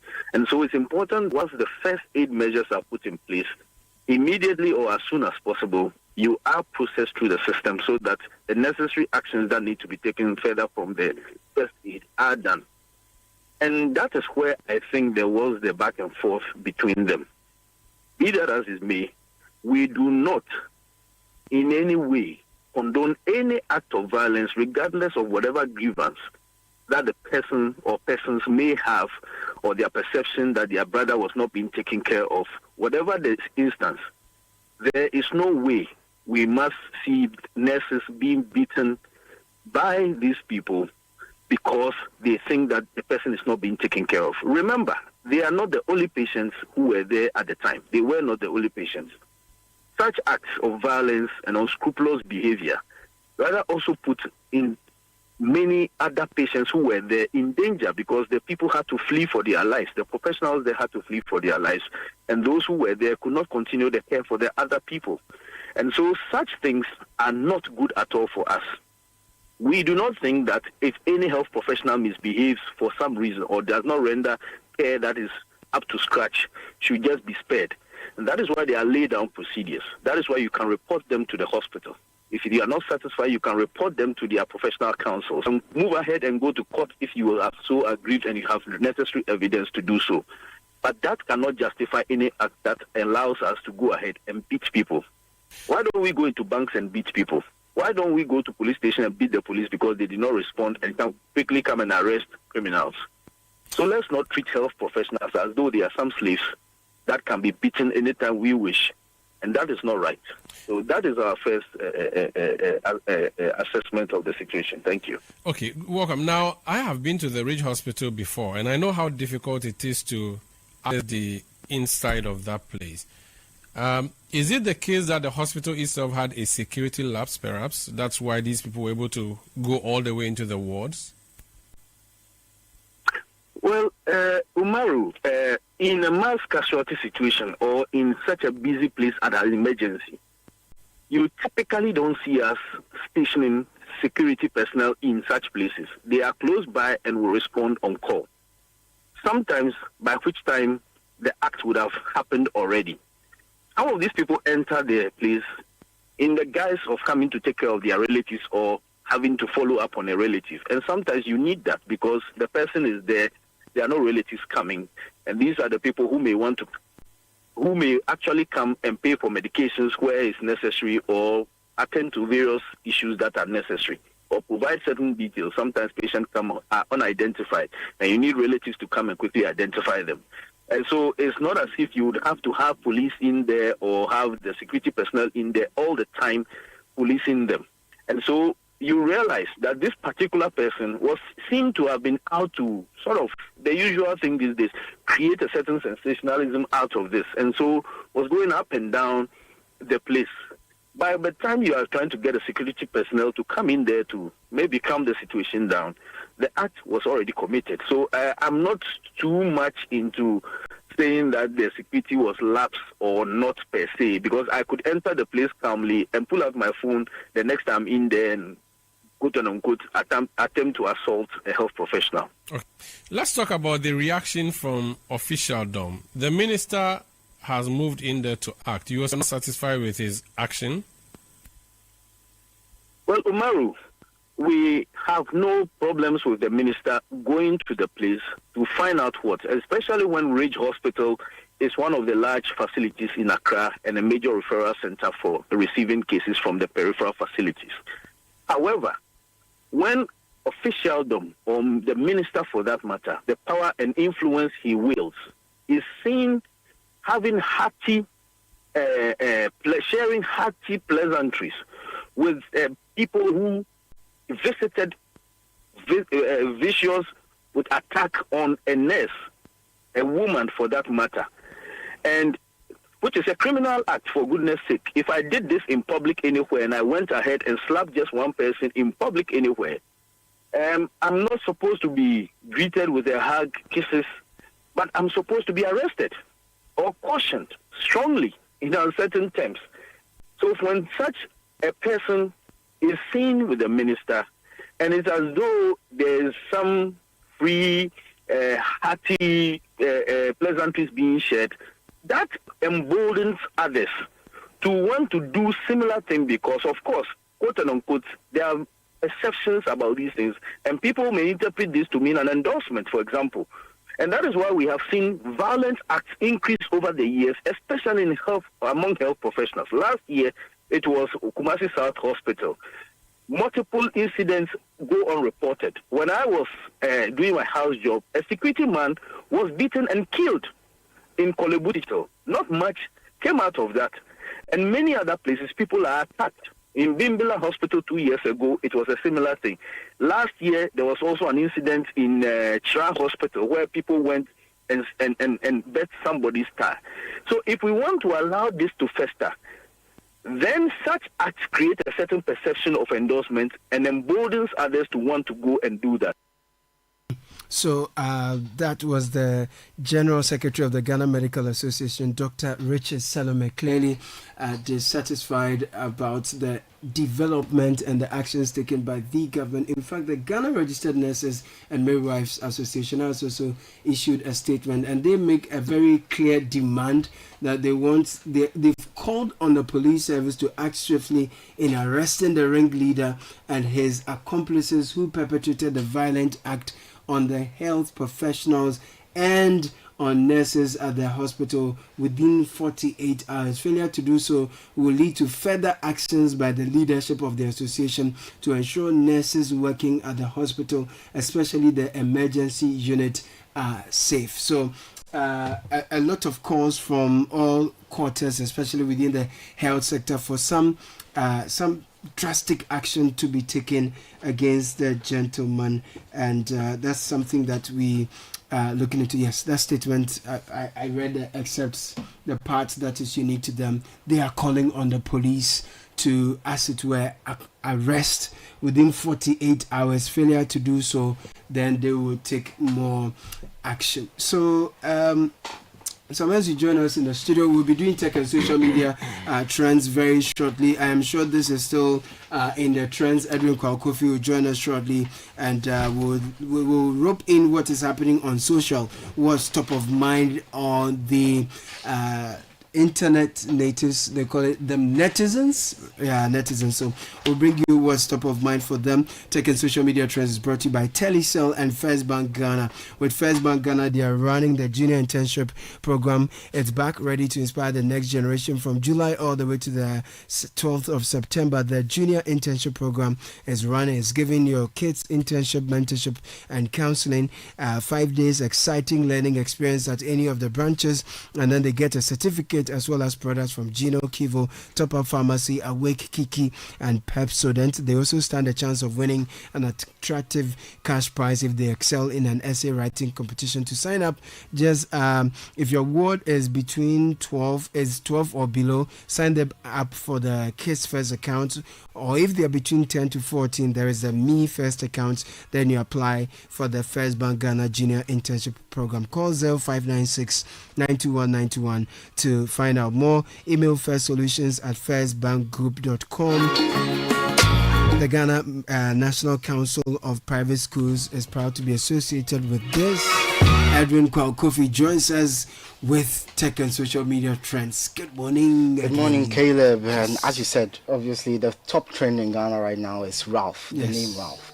But also in the trends, you can find the Rich Hospital, you can find the Ghana Registered Midwives and Nurses Association, because more details are emerging from the incident a couple of days ago at the Rich Hospital.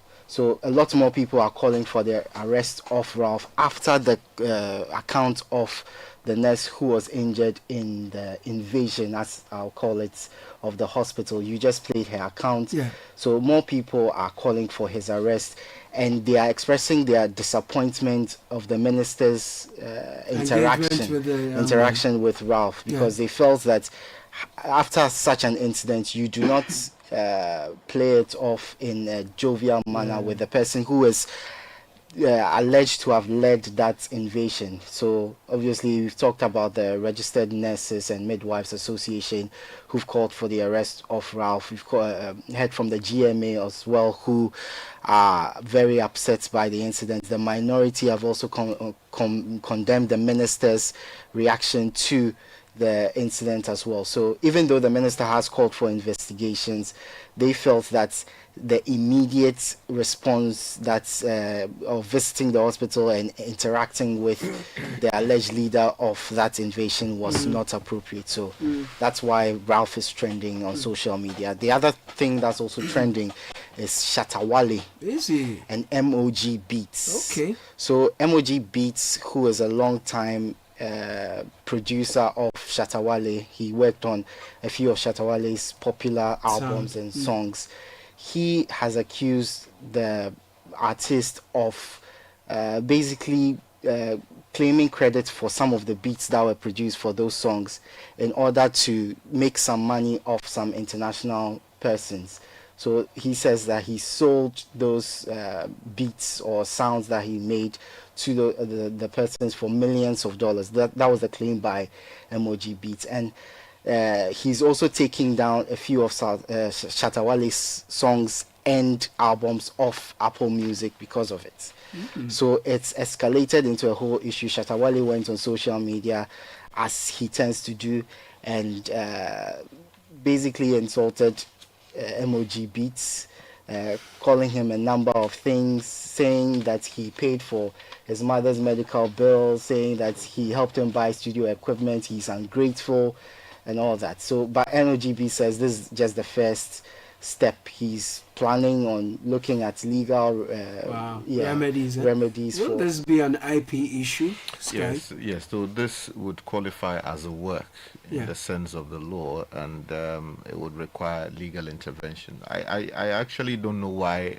I mean, the first step was to take down these songs, and then also that invites a certain action from the musician himself, which is not tasteful.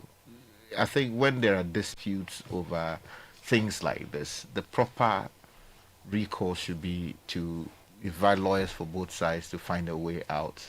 If they can't find a way out and a party feels that he or she is entitled to legal remedy, they may want to pursue that in the appropriate courts, including the courts. But, extrajudicial things like this, they really don't help the industry to grow.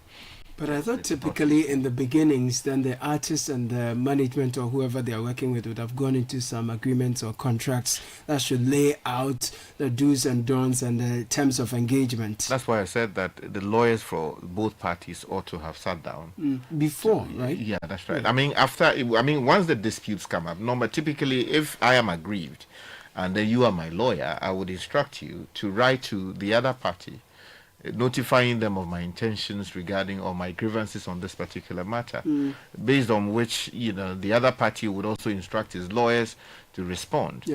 On the current facts, it would seem that people are doing things without recourse to the proper procedure, and that's unfortunate. We can't grow the industry like that if we simply are using these parts that actually don't add anything to what we want to do in the industry. I agree. What else so is final trending? Trend, the tension between Alexander Isak and Newcastle football in the Premier League is ramping up. The player does not want to play for the club anymore, and yesterday he released a huge statement saying that once the relationship promises are broken, the relationship cannot continue. So Newcastle, who were looking for an alternative before they sell him, they are now saying that they won't sell him because they did not expect the player to put out such a statement. They are disappointed in his actions, and now he is staying. They will make sure he stays. So it's a whole issue between Newcastle and Isak, and Liverpool on the sidelines wanting the player, but now it seems they might not get him. So to tech news, it's going to be a bit unorthodox. So I'm going back to the story about Ridge Hospital. So I've seen a number of people who are still upset that the nurses were slow to deal with the injured patient and all that. So I want to take people through the processes the nurses go through when a patient comes to the emergency room. First, there's the triage, where they assess the extent of the injuries and decide whether it's an urgent issue that they need to deal with, or it can be delayed while they treat other patients. Of course, they apply basic first aid during that period to ensure that the patient doesn't die, but they are triaged and sorted into the red, green, exactly. In terms of severity. Exactly. Right. So after that, that's when the registration is done. They put you into the system. They take your details, ensure maybe you are not allergic to any medication, get all that information before the third phase. They actually treat you. So if the nurse is not immediately attending to a patient, that does not mean that they are not going to care for them.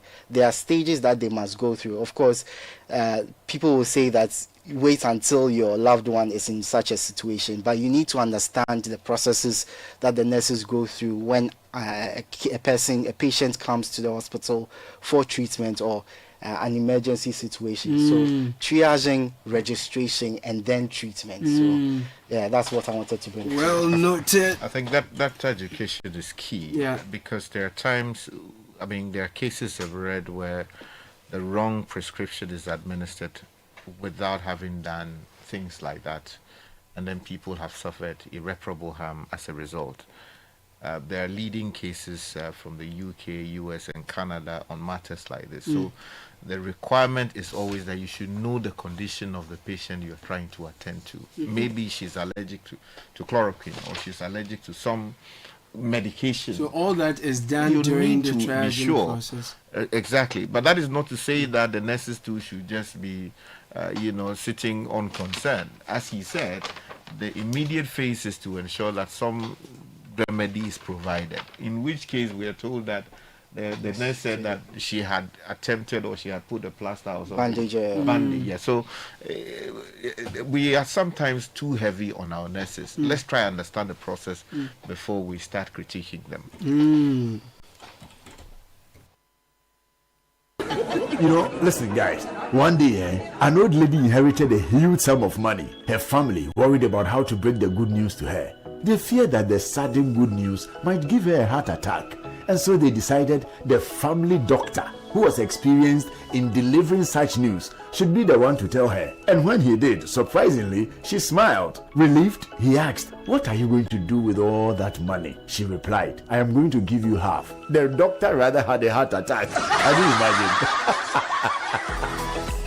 People are often surprised when we put them first. At First Bank, that's what we do. We put you first. Experience the gold standard of banking with First Bank. Open an account today and enjoy our user-friendly mobile app, quick banking via *894#, convenient shopping with our Visa Prepaid and MasterCard, and more. All designed to serve you better. First Bank, you first.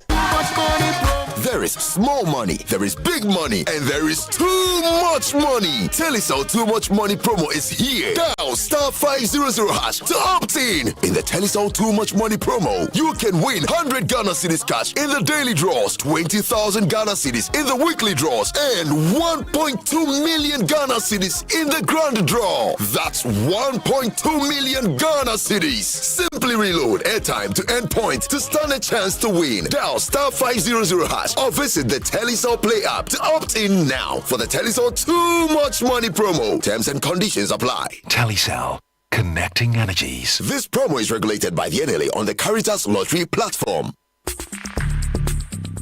Join the conversation on the City Breakfast Show on Facebook at facebook.com/City97.3, Twitter at twitter.com/City973, and Instagram at instagram.com/City973 with the hashtag CityCBS. What if the life you've always imagined is just one bold decision away? What if a globally recognized degree, a lucrative career, a new future for you and your family is right here, not in the future, not in theory, but now at the Best Education Study in Canada Fair 2025. Dreams are rising and Canada is opening the doors. Explore undergraduate and postgraduate study options, paid internships, and learn how the post-graduation work permit can launch your career in in Canada. It's happening on the 20th of September at Accra City Hotel, 10 a.m. prompt, and it is free, but you have to register. So call or WhatsApp 025-6299-707 to get started. Imagine success. Think Canada. Attend the Best Education Study in Canada Fair 2025. What does better life mean to you? Better life means going on a luxurious trip, paying the fees of my wards with ease, giving a befitting burial to my loved ones when death strikes unexpectedly. At Quality Life Assurance PLC, QLAC, we give you the better life because you deserve it. Apply for the Quality Investment Plan, Quality Group Welfare Protection, Micro Insurance Product, and Quality Funeral Support Plan. Call us today, 0556 589 662. QLAC. We inspire trust. Hello everyone! Prices continue to drop at Electroland Ghana Limited. CDA Picky promotion on Samsung, TCL, Media and NASCO Electronics. Get a NASCO 24-inch LED flat for $899 Ghana cedis. Starting from 2,999 Ghana cedis, you can get 6 kg NASCO washing machine plus a free gas stove. And the Media Inverter 1.5 HP R410 Unicool split comes with a free blender. And when you purchase 65, 75 and 85 TCL QD Mini LED 4K TVs, you will get a free TCL FHD Smart Android TV. Now buy a Samsung 578, 582 and 636-liter side-by-side refrigerators and walk away with free microwave grill. Go to our showrooms and dealer stores across Ghana now. Call 050-315-9739 or www.electrolandgh.com for inquiries. Looking for a one-stop shopping destination for all things made in Ghana? Eager to experience a remarkable fair that showcases the richness, creativity, and innovation behind Ghanaian products and services? Then get ready for the This is Ghana Exhibition 2025, a celebration of excellence in locally made goods and services. This year's exhibition brings together the very best that Ghana has to offer, from timeless traditional crafts to cutting-edge innovations. The This is Ghana Exhibition highlights the brilliance of Ghanaian entrepreneurs, artisans, and businesses who continue to shape the narrative of homegrown excellence. Brought to you by Channel 1 TV and 97.3 Citi FM, this is Ghana's biggest trade fair and exhibition, bringing together SMEs, startups, research and manufacturing sectors, indigenous corporate bodies, and local creatives in one exciting space. Join us in championing Ghanaian talent, creativity, and authenticity. Come explore, engage, and be inspired by the businesses and brands that are redefining Made in Ghana across every sector. The dates, Saturday the 6th and Sunday the 7th of September 2025. Time is 10 a.m. through to 5 p.m. each day. The venue is the Afro Sutherland Children's Park. For inquiries or participation details, call us on 0205 973 973. The This is Ghana Exhibition 2025 is powered by Channel 1 TV and 97.3 Citi FM and is proudly sponsored by MTN, EcoBank, Side Hustle by EK Brand Consult, Build Financial Technologies, Twilem Industrial Company Limited, Ghana Enterprises Agency, Ghana Export Promotion Authority, and Ghana Exim Bank.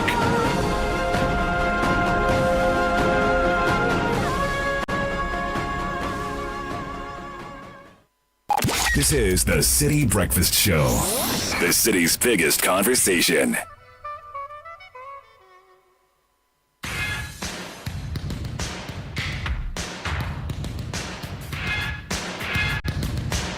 Well, it's 17 after 8, and this is 97.3 Citi FM, the Citi Breakfast Show.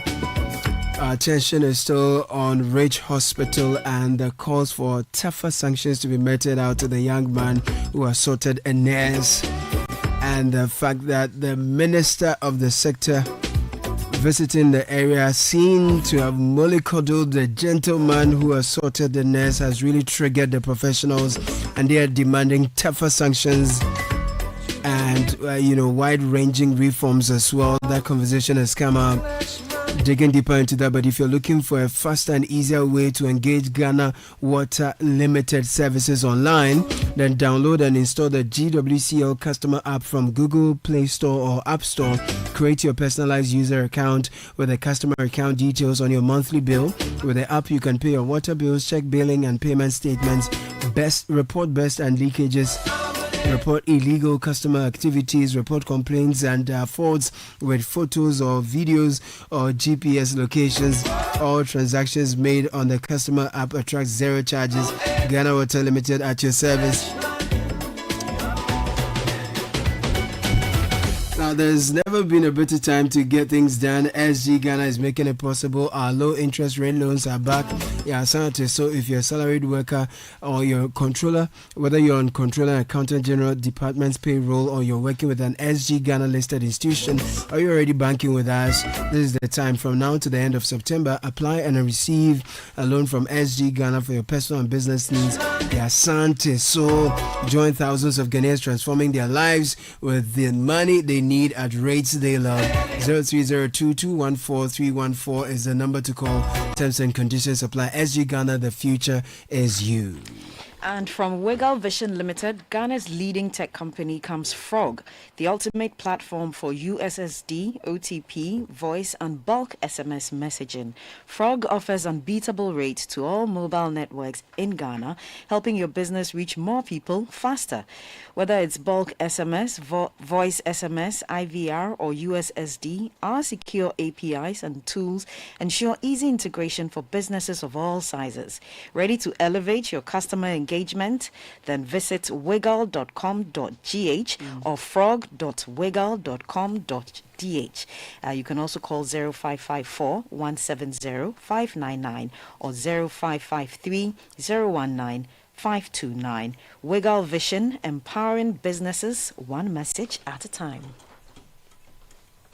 And life is full of surprises. When the unexpected happens, you need support that's convenient and fast. With over 180 years of experience, Old Mutual understands that you don't have to wait for what is rightfully yours. You can make claims of up to 3,000 Ghana cedis instantly on all your savings policies. No long waits, no paperwork. Simply claims paid instantly. Call Old Mutual today on 030-7600 or visit www.oldmutual.com now or WhatsApp 050-833-3537. Old Mutual, do great things every day. Now, until the nurse's account of her encounter with Ralph, you saw the video, but you couldn't tell the extent to which he had interacted with the nurses. But now we hear a very vivid account. Clearly, she was assaulted and allegedly. I will qualify it. Okay. Yeah. So yes, this is a claim that she's making. Yes. You're right when you say that some of these alleged facts didn't emerge until the interview the nurse granted. Yeah. And so beside invading the hospital and causing chaos, disrupting public order, now we understand that there are claims of bodily harm, of assault. There are also claims of threats to her life and other individuals as well. And so this cements the need for the police to, intervene immediately because there are too many, criminal activities emerging from, this additional criminal activities emerging from the interview in addition to yesterday's incident. I think that this individual, I reject any tag as an activist. I reject any tag as even a gentleman. You called him a gentleman, and I squirmed a little bit.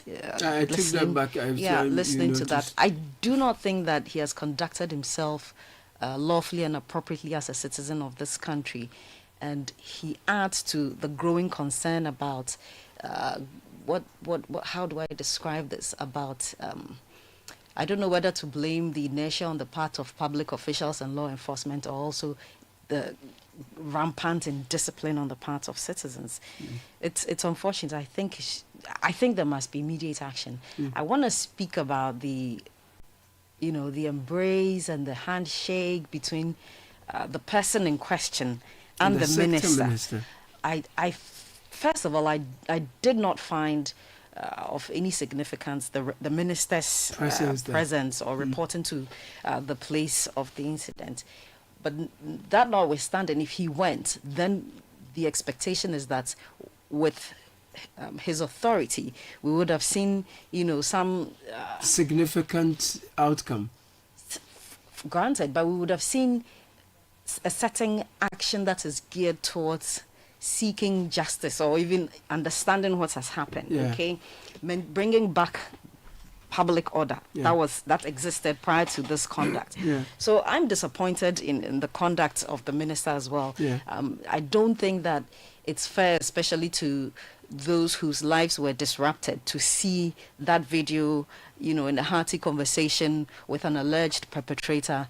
I think the minister has to perhaps apologize for that conduct. So there seems to be some dissonance, right? In one breath, the Ministry of Health releases a statement condemning the attack, and then the Minister of Health is seen there, in mollycoddling the gentleman, basically, for want of a better word. And that is really upsetting the professionals in the healthcare space, because then if you listen to Dr. Richard Salome, he then lists for us a number of attacks on healthcare facilities and officials, and the inaction towards the gentleman is festering some sense of insecurity amongst the healthcare professionals, if we can put it that way, and they are demanding some proper action taken, both for retribution, justice, and then also for the persons who were affected, to serve as a deterrent as well to the public, because they say that, look, it's one too many.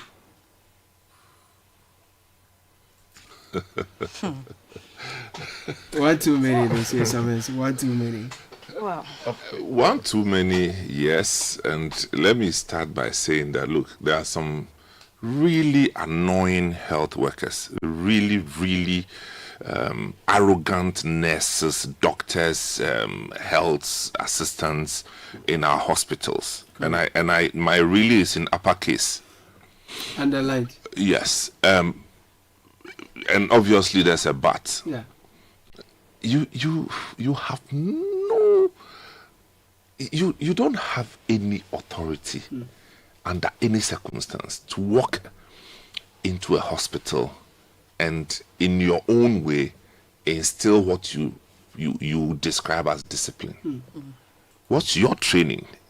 What is your training?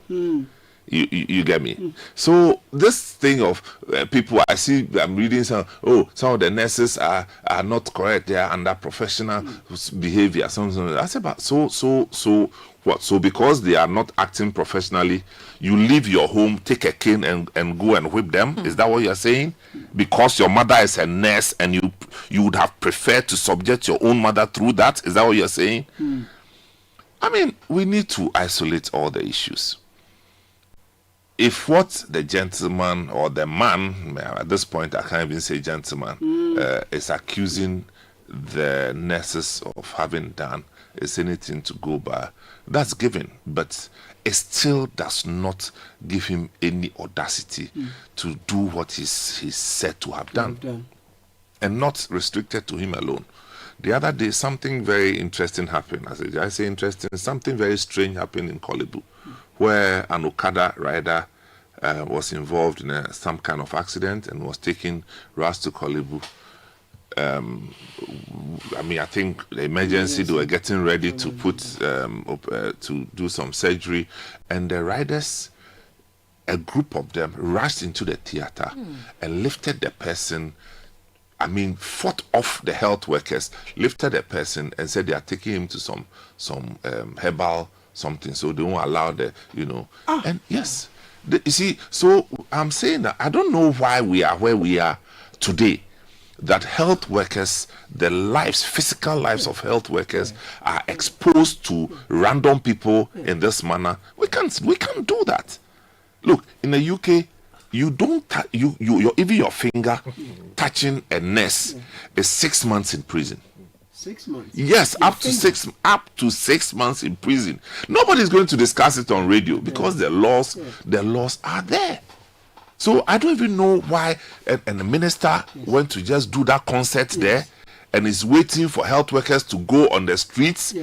I mean, who does that? You are waiting for the agitations to swell up to a point that they say that we are withdrawing and disrupt the system. The guy is not your relative. The guy is not your I don't know whether your friend. What he has done, just allow the laws of the land to handle the situation. Don't go and preach anything because you are presiding over policy direction. It doesn't mean you know more than the health workers. Indeed, you actually do not know more than them. They have been doing this for 20 years, 30 years. And I'm very passionate about this particular thing because my mother was a nurse for over 4 decades. And when your mother is subjected to this kind of thing, tell me, Mr. Minister, whether you go there and be having this hearty chat with the person who did this. I think it's an insult to Ghanaians for the minister to have taken that posturing. You understand? Allow the police to do what and Sky. Can the hospital go and lodge a complaint? Yeah, that's right. They can do that. In fact, the minister, the supervising minister for the industry, ought to have done that. But there and then, he has a bodyguard. He could have ordered the bodyguard to put him and then put him into the appropriate ministry police station. Is not far away. Given his own action in Tamale recently, where he went to engage some doctors in a manner that many condemned, he thought that they didn't like the sense of urgency of the doctors and all of that. You've had this kind of interaction with the healthcare professionals already. They are not too happy with you, and someone assaults a nurse and you go and you are in solidarity with the guy in a manner that is so upsetting. I am sure he will come back and explain why he did what he did. What we are saying is that you are the minister, you are not the police. You are not the law enforcement agency, so don't go there. Allow the police to do their work. So, by so doing, you have actually compromised what the likely outcomes of a police investigation would be. And indeed, which investigation are we talking about? We saw it. We've heard it. Which investigation? The man went there. We have seen videos. The man should be questioned. His own videos. He was... can you just go into any facility and be live streaming? Why do we allow a thing like this to happen? 2025 in Ghana. Where have we come from? That you can walk into the rich hospital and start assaulting people in the name of you want to correct the way things are done because you went to medical school or you went to a school of hygiene or you went to what? I mean, what is that? We joke too much, and these things. Oh, because he's our man. He's one of our us. And this is how we have compromised every standard in this country. Very basic things, very, very simple things. And we have laws to attend to such situations. But what we'll do is that we'll twist the law, compromise the situation, and then years after, it will come back to bite us very hard. Today is somebody's mother. Tomorrow, it will be your sister. In your case, maybe your sister may not survive. In your case, maybe your sister may not survive. So why do we do this? Already, the security situation in our tertiary hospitals, in our district hospitals, largely have been compromised. Because we are not able to pay our security personnel adequate money to keep them in their jobs. You can go to a huge hospital that has only 2 security men. Old men, actually. Yes. And it's like they're not police, but they are private security. You understand? A lot of them are retired from other services, and then they just spend time. So I'm just saying that the situation is not looking pretty already. Now somebody walks into the hospital to conduct themselves in this particular way, and there's a national discussion as to what should be done. Are we serious? I guess we are not. Let me read in full the guy. statement from the Registered Nurses and Midwives Sure. Association issued yesterday on the 16th day of August 2025. It says press statement by the GRNMA to condemn the attack on nurses and other healthcare workers at the Greater Accra Regional Hospital, Rich Hospital. Now, following an emergency meeting held by the National Executive Committee (NEC) of the Ghana Registered Nurses and Midwives Association on Monday, 18th August 2025, the subsequent engagement with the management of the Greater Accra Regional Hospital and the nurses and midwives at the hospital on Tuesday, 19th August 2025, the leadership of the GRNMA states as follows. 1.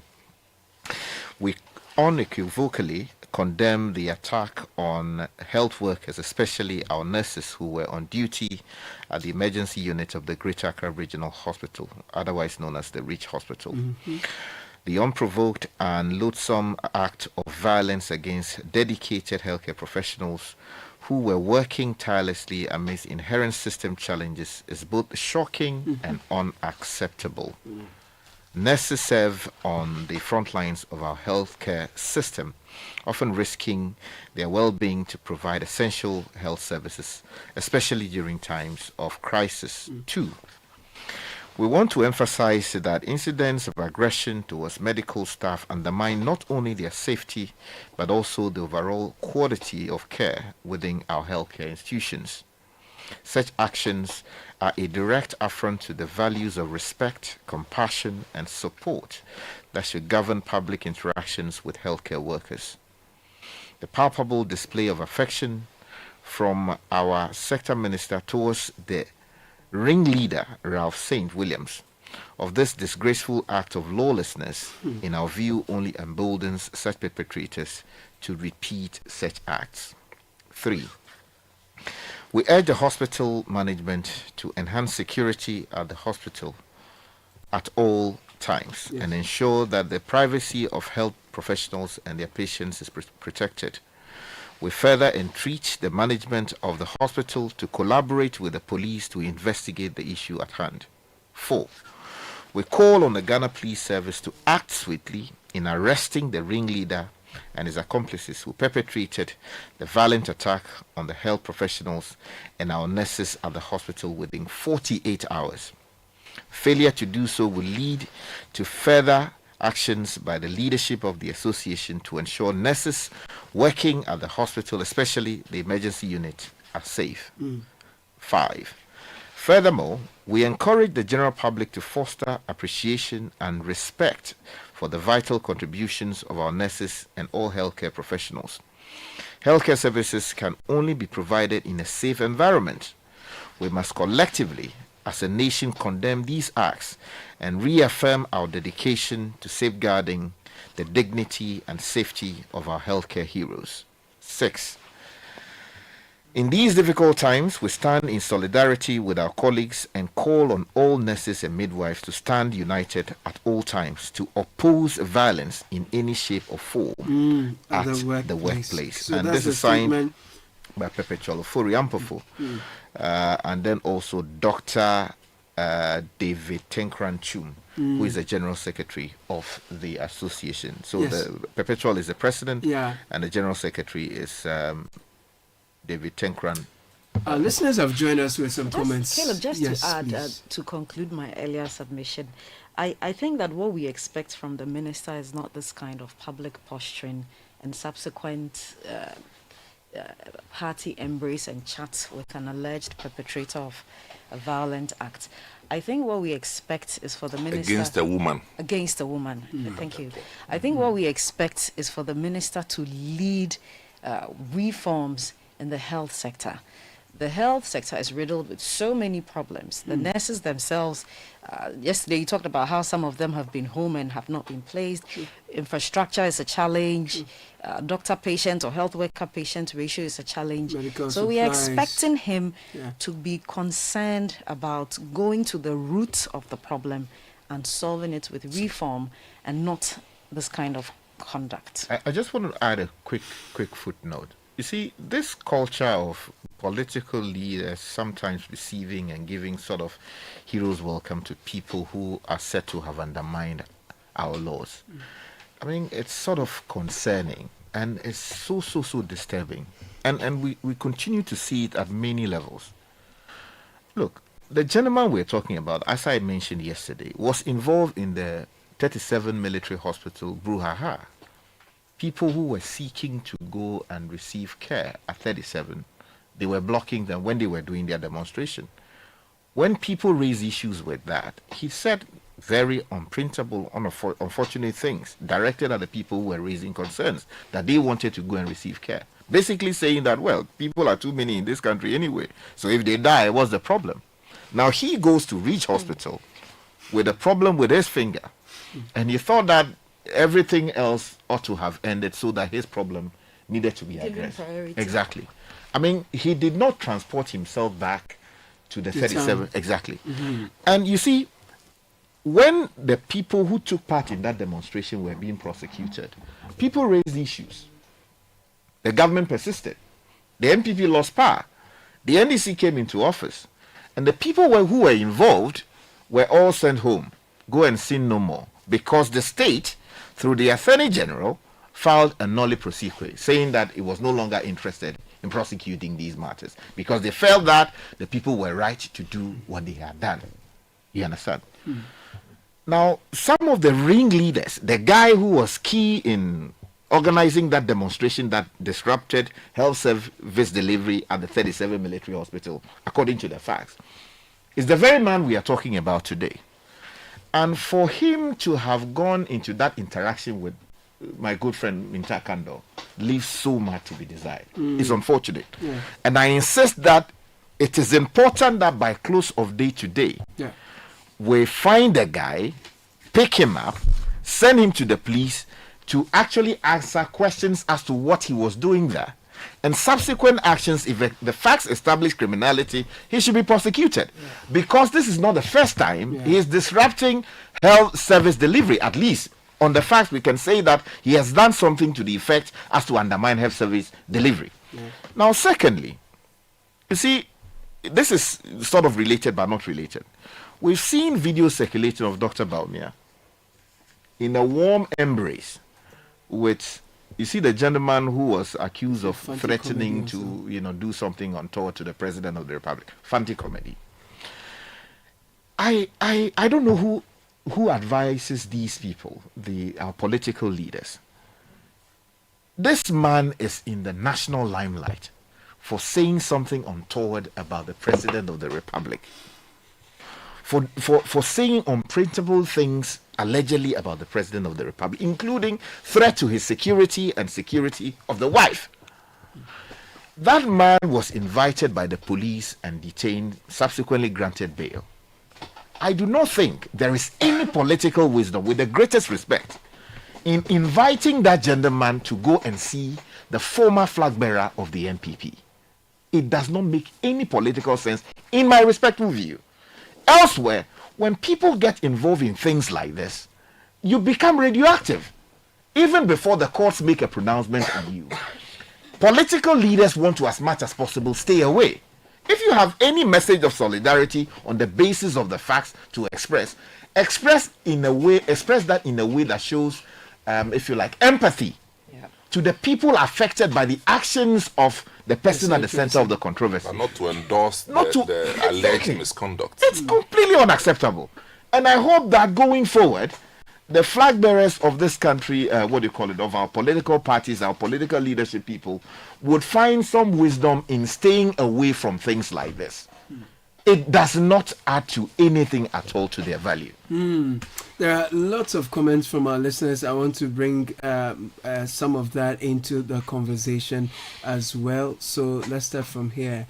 I will stay biased in the case of the Rich Hospital. While I condemn any attack on health professionals, I dare say there are literally 10% who act as professionals in our health system. You have to be on a dying bed or have a relative in such a situation to feel it. Ralph might have gone overboard, but it is the daily unacceptable behavior from our health professionals, and not a daily attack as well. Okay, they want to go on strike because it's physical on them. How I wish they would be sued for the consistent under professionalism. Kuku announced Mensa Sender. Caleb, my wife is a nurse, and that guy is extremely lucky that that abuse was not meted out to her. I would have gone heaven and earth to get that guy incarcerated. This is barbarism in a modern day civilized Ghana. Total. Okay. Ni Rommel from Sakumono send that through. In all honesty, Citi CBS, having just watched the video, I feel the young man needs some professional help. Otherwise, there may be a repeat performance. Flo from Greta Estate send that through. What kind of professional help? She didn't specify. Yeah.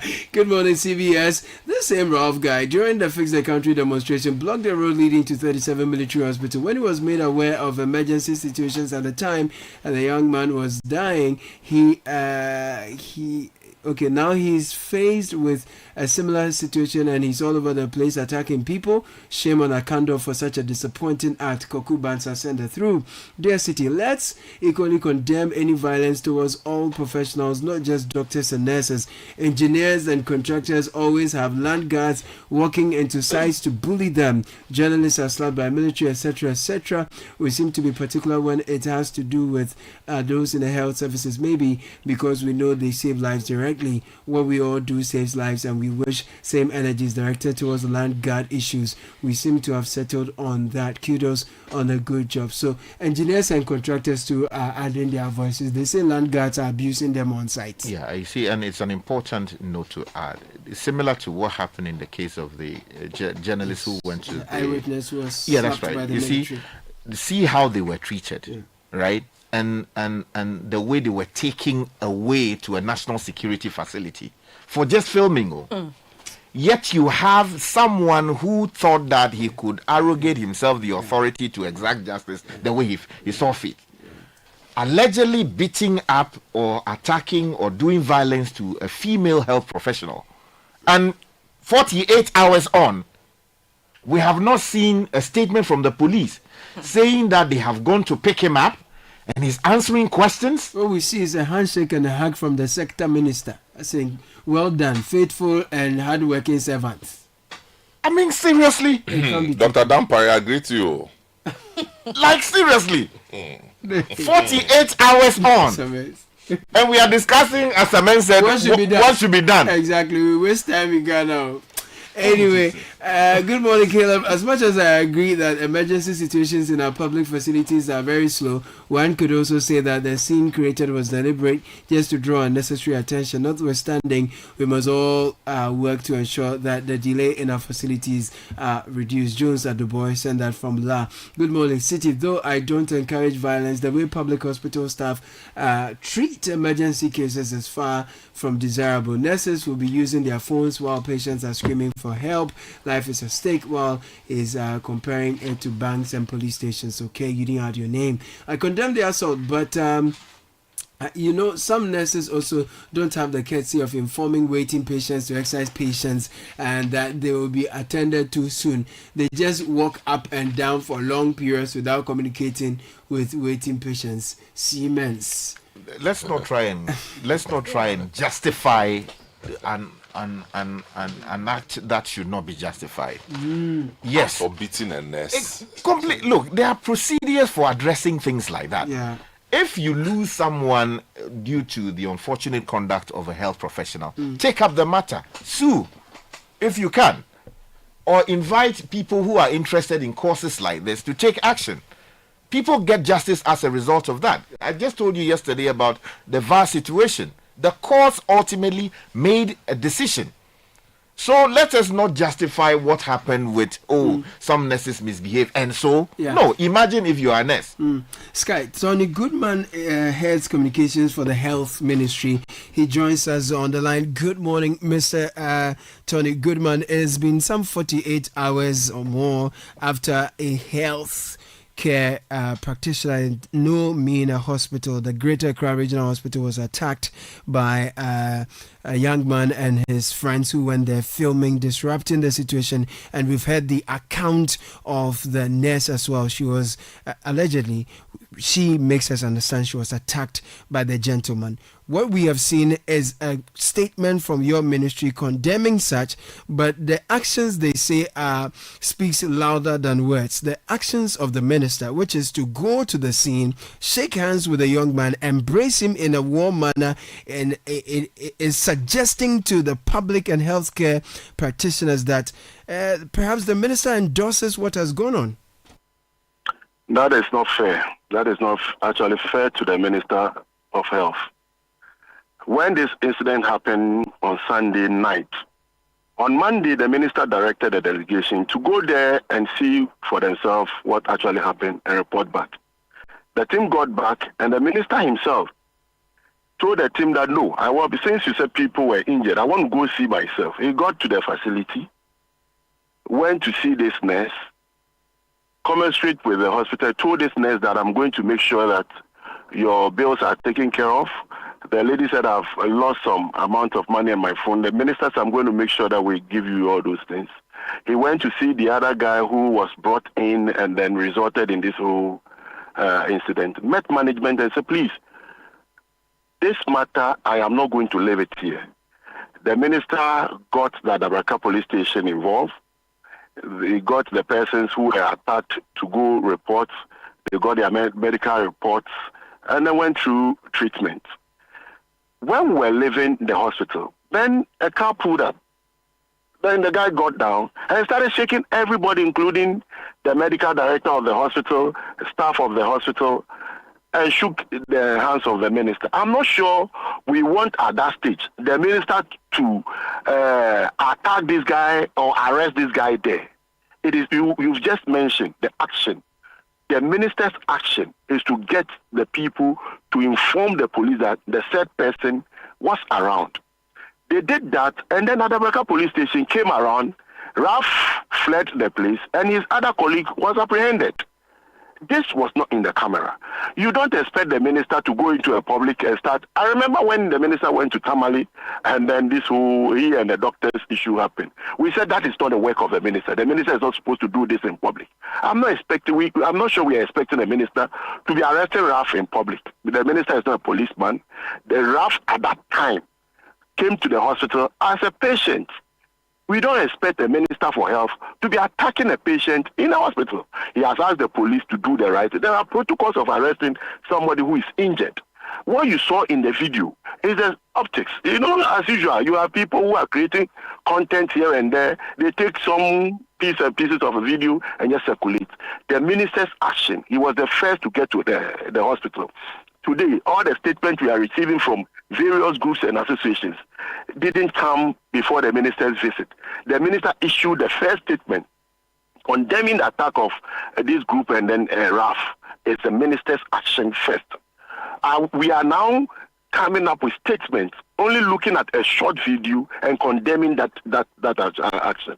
I'm expecting the public, the various groups who have issued this statement, to now commend the minister for this job he has done, for going to the hospital, condemning this attack, providing security. The minister has since written to the Greater Accra Regional Command. He has spoken with the IGP to provide additional support. He has asked Adabraka Police Command to do their job. They have since arrested one of the guys. They are on their investigation to complete this work. If we just pick bits and pieces of the issue and then put it out there and let the minister look so bad as though shaking somebody in the hospital is all that it is to this matter. It is all that the minister has done since this incident has happened. It's not fair. Mr. Tony Goodman, you speak for the health ministry. Yes. You represent the interest of the healthcare professionals. Exactly. Someone has gone to a health facility to do a Facebook live video disrupting public order, attacking a nurse. The minister goes there, he interacts with the nurse, assures her that whatever has been stolen will be replaced and the perpetrators will be brought to book. And the minister, knowing the gentleman who has done the Facebook live, which has caused him to go there, sees the gentleman with his policeman who is his bodyguard, and then you are telling us that he shook hands with him and he's now reporting him to the police. That the minister knows the gentleman. You see, you are just letting the whole thing look so casual. You are saying that the minister knows this gentleman. The minister went to Ridge when this incident happened and shook hands, as though the guy was there when the minister got there. As though the incident happened and the minister got there and saw those who commit the crime and was shaking them. No, that is not the situation. Let's put this in proper perspective. The minister got there, gave clear directive, spoke to the Greater Accra Regional Command, made sure that the persons who were injured got medical care, report to the police station, met management and told them how he is ready to provide additional security, and I assured them that the gentleman involved will face full rigors of the law. He, on his way going, a gentleman pulled up. We cannot say that he knows this guy. And then he has asked them, so the medical director said, this is the gentleman. Then he said, get the police to do their work. Quickly call the police. The police got there, this guy fled, and his other guy was apprehended. So I don't know what we wanted the minister to do at that time. The minister's words are more important. Get the guy arrested. Get them arrested. That was done. So the minister shakes hands with the guy and then later asks the police to get him arrested. And you are telling us that his accomplices... Shaking hands with... I'm coming. Let me finish. You say that the minister ensures that the accomplices were arrested, but the gentleman himself has absconded after shaking hands with the minister. Yes. When he got there, spoke to management. On his way, he met these guys, and then he was told that these are the guys who came here. Then he said, please get the police to arrest them. We got the information later that he absconded, and then they arrested the other guy who he came to the hospital with. What I want us to look at is that, one, the minister has issued a statement condemning the attack, and I said that we have no reason, nobody has any reason to go to a facility, no matter what, to attack the professionals there. That has been done. The minister has since visited the place. He has made sure that he gets the regional command involved in this matter. He's talked to the IGP. He's gotten the jurisdiction in which this facility is placed to actually provide additional security. They have arrested somebody who is involved in this matter and are currently investigating further to make sure that the person who actually brought this whole issue about is arrested and dealt with. So I'm sure we should commend the minister for this. Fair enough. Not to chastise him for a handshake. Your point has been made. Now, it's been 48 hours and more. What is the update with respect to the police and the pursuit of the young man in question? Thank you very much. With the police, I may not be able to speak for them, but I can tell you that the minister has also put in place a committee expecting them to complete their work within 7 days, and he's asked them to look into, one, the delay that led to this whole altercation at the hospital. Two, to look at how do we forestall the security situation at the hospital, and also follow to the latter, the criminal aspect of this whole matter. I particularly like the point you make about the security at the hospital, because the Ghana Medical Service has listed in previous interviews similar attacks by persons who are aggrieved or who are unsatisfied, attacks on healthcare facilities and personnel. I mean, what kind of emergency security measures are we putting in place to ensure that, one, the facilities we've spent taxpayers' money to build are safe, and the personnel who are working there are also safe? When we went to Ridge Hospital yesterday, we were told that the security situation, every hospital has their own security arrangement, but they would want us to engage the Ghana Police Service at the entrance and the exit, which is the emergency area, OPD area, and then the morgue areas, because these are the areas people come with aggression. When they get there, one, if they don't understand the protocols, they try to attack. At the morgue, people refuse to make payment. Others will say that we don't like post-mortem, we want our body today. So this is what they told the minister. And the minister has also asked the committee to look further to see if across the country that is the situation and what there is to do, and then further strengthen the security around these areas. Right. Goodman, Tony Goodman, thank you. Thank you, my You heard us speak to Tony Goodman. He's the head of communications with the Ministry of Health. He says we should commend the minister and not chastise him for the kind of interaction we've seen, because prior to that, what we are seeing is the optics. It goes deeper than that, and that the minister visited the nurse and, you know, expressed a sympathy, and then also, of course, gave directives that whatever was stolen in terms of money or was lost in terms of money phone will be retrieved. And then after that interaction, he ordered the police to arrest the gentleman who got involved in the scene. The accomplices were arrested, but the real guy who shook hands with the minister fled. The minister apparently did not know he was the one who did a Facebook Live and subsequently accosted or assaulted the nurse. A very interesting story coming from Tony only Goodman. That Tony Goodman should have started by saying, Anansi Semsi so. That's why.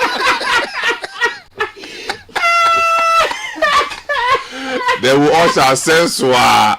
Hey! Tony Goodman. Mr. Goodman. This PRT is difficult to. Now I'm listening to them. I'm asking, you all see that video? What is going on here? And then you end up by saying that we should instead we should be commending the minister. Why do you do this to yourself, Mr. Goodman? Why do you do this to yourself? I mean, you've done this work forever. That instead we should choose to commend the minister. Is it an either-or situation? Is that what you're telling us? Granted that the minister's intervention was positive. Yes. Does that justify the action by these hoodlums? Yes, minister did well because you were there. We saw only part of the video, and then you are expressing that it goes beyond that. We thank you for that. But you are saying that an individual can go to the hospital and on their own accord, for any justifiable reason to them, they should assault a health worker. Is that what you are saying? And that we shouldn't talk about that, but we should talk about the fact that the minister says that he will return the phone. If the laws were apt and working, the laws would remedy the situation in such a manner that the nurse will be satisfied with whatever is the solution that is provided, without the minister having to. Whose money is the minister going to use to buy the phone anyway? If the minister is going to use his own money, it's also an indication of the failure of the system. When the security could have retrieved the stolen item. That's what I'm saying. That so Mr. Goodman, don't go this way with your PR. It's your job, but we also have a job to report back to the listening public.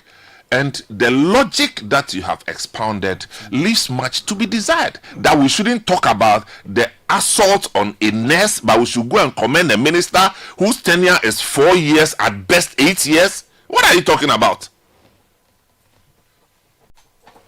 And if, Sky, what he's telling us is to be believed, knowing how bad the optics are and that it was deliberately orchestrated, because he says that people are into content creation and then they just put this out, good judgment will require that you quickly step forward and say, no, the guy assaulted the nurse, the health minister actually directed the arrest of the gentleman. He had absconded, blah blah blah. I think waiting for 48 hours to now clarify in an interview that optic we are seeing that has outraged professionals and of course every citizen in the country was something that was taken out of context. And it's hard to believe that after that was done, then the minister is suddenly prompted that, oh, the guy you shook hands with is the one who is beating the nurse, who you are saying you are going to replace her phone and then find money for her and then get them arrested. It's hard to reconcile.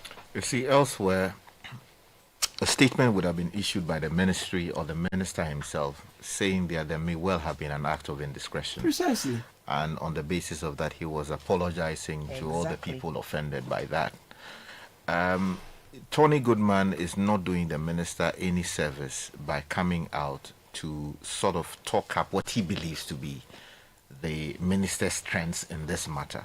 Look, the minister is my good friend, and I find it very difficult to understand why he's in this position.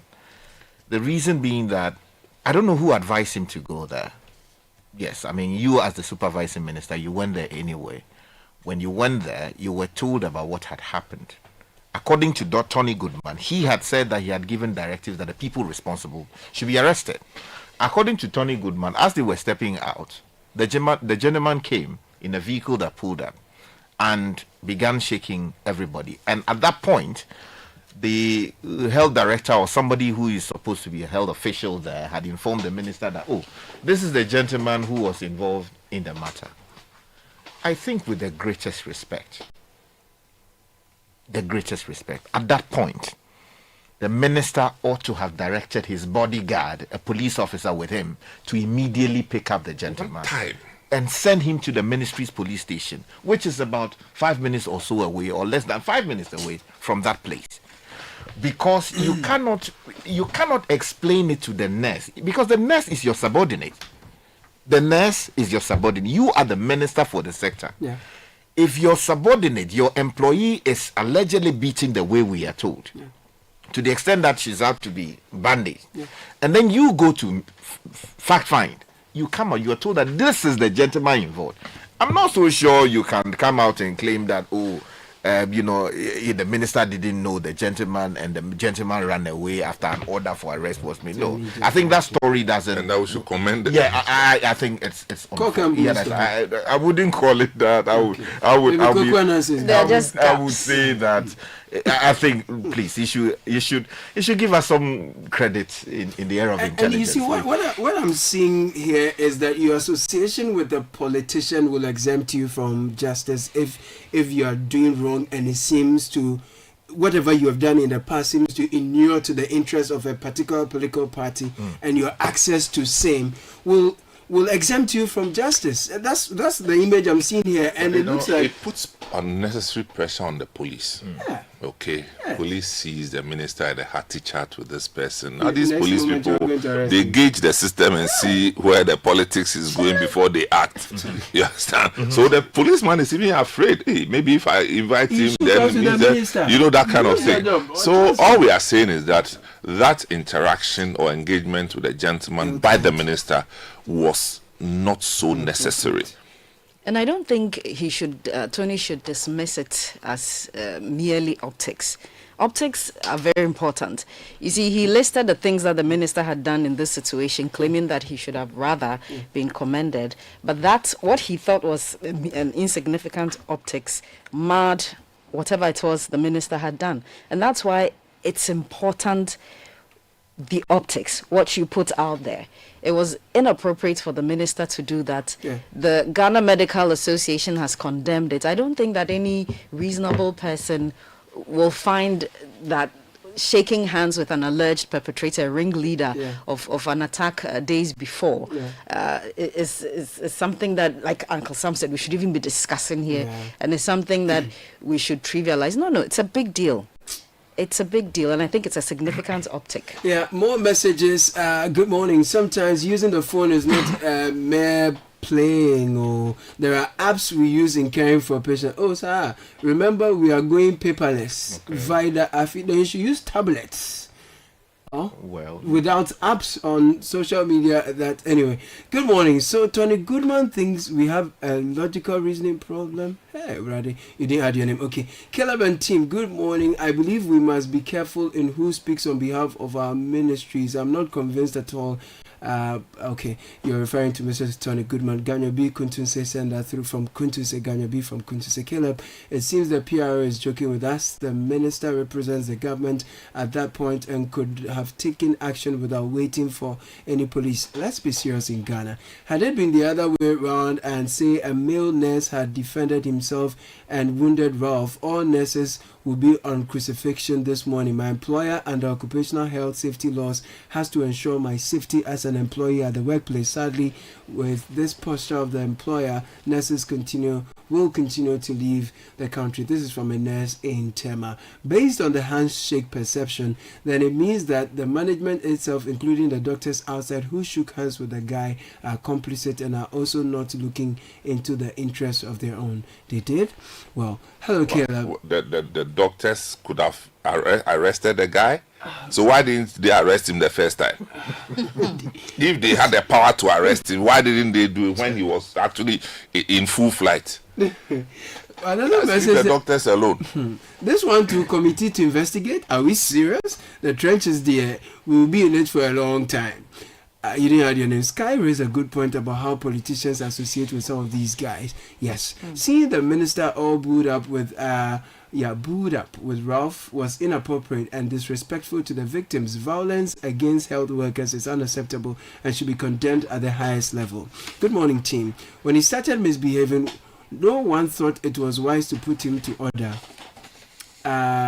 One day he will do worse and it will cost us dearly. He needs to be prosecuted and brought to order. Godfred from Kaswa Center. Hello Caleb, good morning. I'm Joseph from Dansuman. What has happened to the investigation into the assault by the military men on the journalist and eyewitness in the Magdan issue? We are in this country and people do things with impunity, go unpunished as though there are no laws. People are beaten in the full glare of the camera and we're investigating. Okay, it's a very long message, but I want to turn our attention to our second topic of interest. Amends, our city has been stabilizing this year. 40% we are told by the analysts. So there's been a lot of expectation, great expectation indeed, that the prices of many goods and services which we see increases in their price as a result of city depreciation, there's been expectation that rightfully they will now reduce as a result of the stabilization of the city.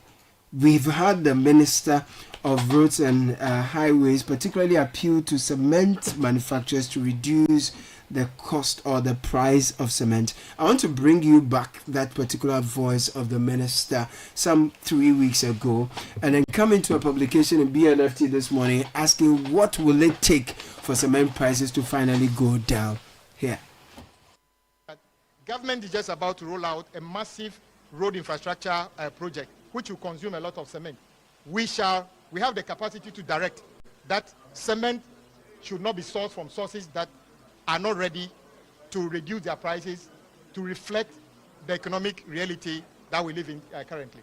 So I wouldn't punish them, but I can direct that we look favorably at buying cement from those sources that actually reflect the realities of the economy today. Pardon? The average Ghanaian just wants cement reasonably priced, reflecting the reality of the economy.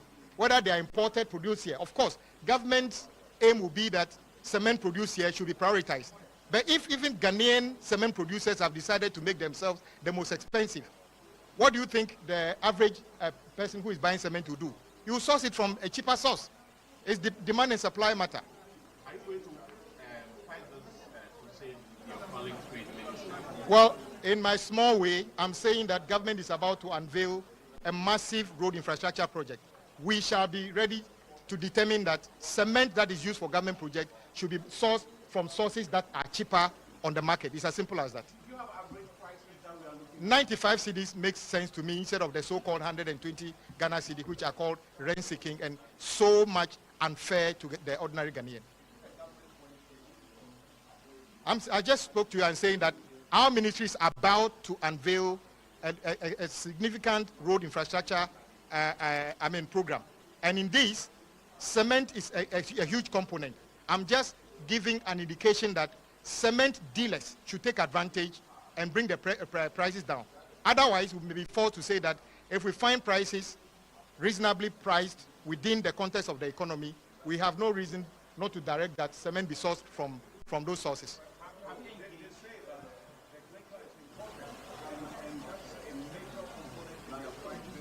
That gives them away. Cement clinker is imported. Today, the dollar is down. They made the same argument. That is why they increased the cement all the way to, at a point in time, almost 130 cedis. If you play back their own words to them that clinker is imported, what is the importation bill of a clinker today? If they make the calculation, it should be coming down.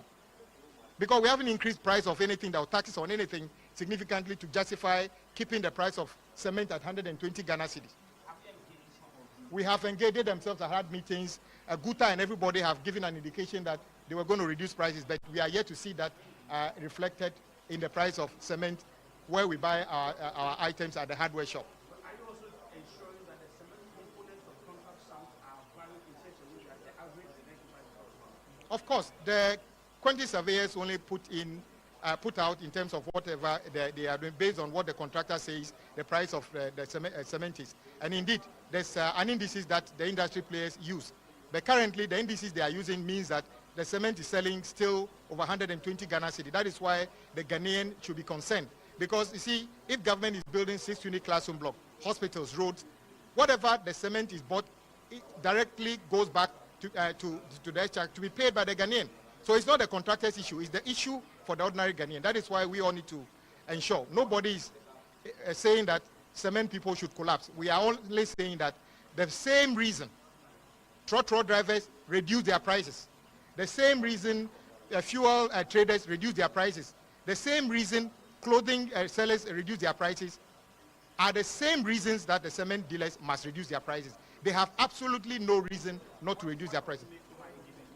I have no ultimatum. I'm just saying that we are coming to unveil a massive road infrastructure program that will use tons and tons of cement.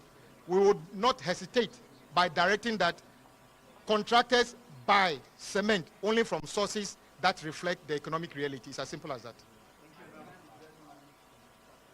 Yeah, we are always disbursing money to contractors. It's not on a daily basis, as and when government gets resources, we disburse. So that was the sector minister responsible for roads and highways, Governs Kwame Agboja, speaking to journalists a while ago, about 3 weeks ago, talking about impressing on cement manufacturers in Ghana to reduce their prices to reflect the improvement in the city's performance against the dollar. You know, there's an infographic here that shows you the increase of cement prices from 2009. This was put together by the Citi business desk.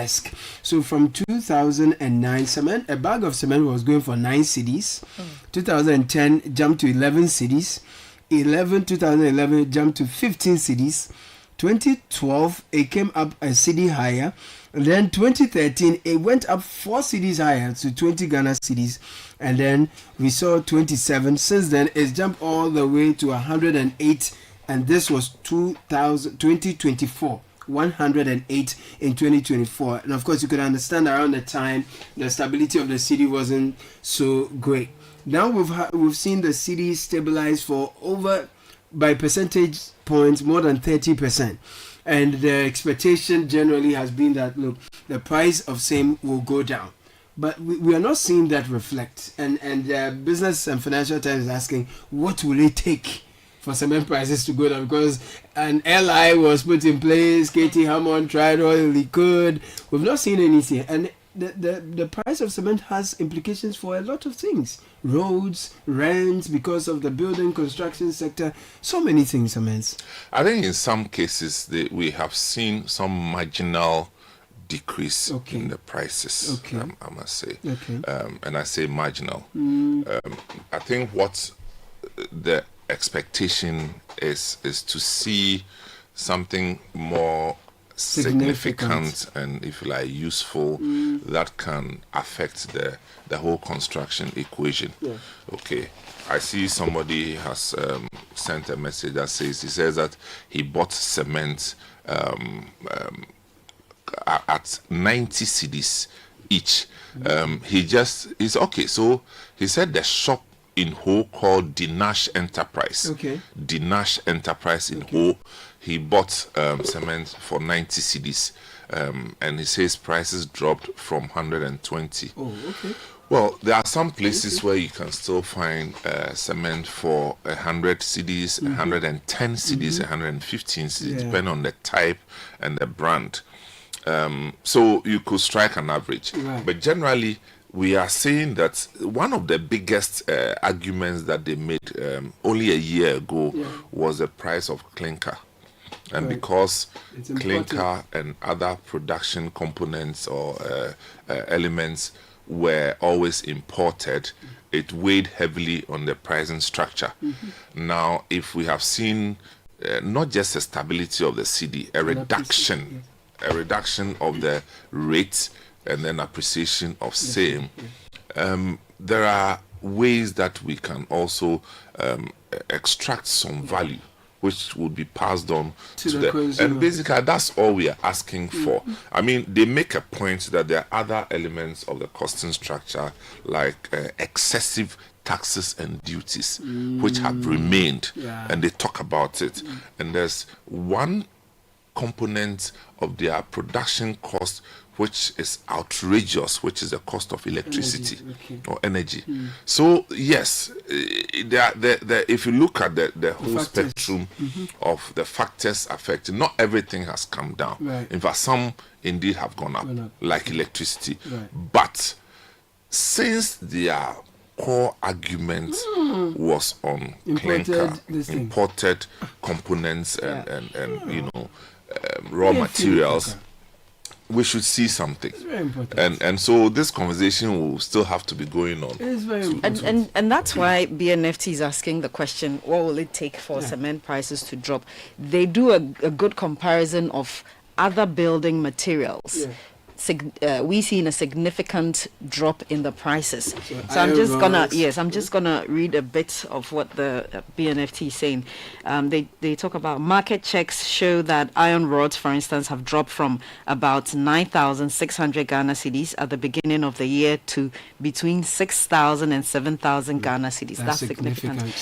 Security doors and plumbing materials have also seen sharp reductions, highlighting cement's unusual resistance to a broader downward price trend in the construction sector. Also, security doors starting price dropped from 1,750 Ghana cedis to 1,600 or sometimes 1,000. Okay, so taking a 150 Ghana cedis off that price.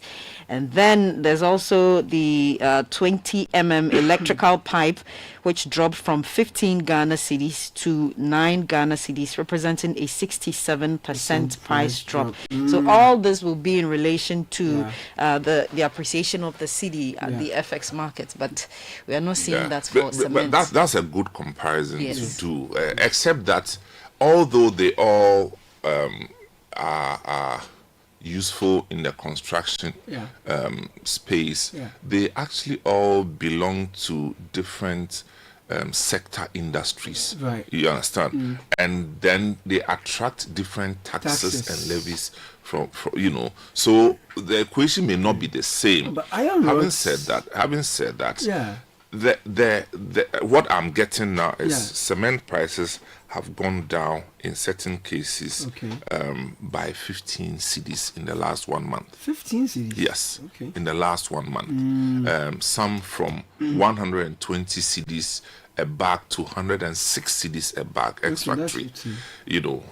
Some have gone as low as 84 cedis a bag, and I'm not 32.5, and then the 44, so different grades, and so some selling for 84 cedis, some selling for 106 cedis, depending on which type. And the market should also influence. I think we should go and look for the cheaper ones and buy and leave the others. Well, so I think it's work in progress.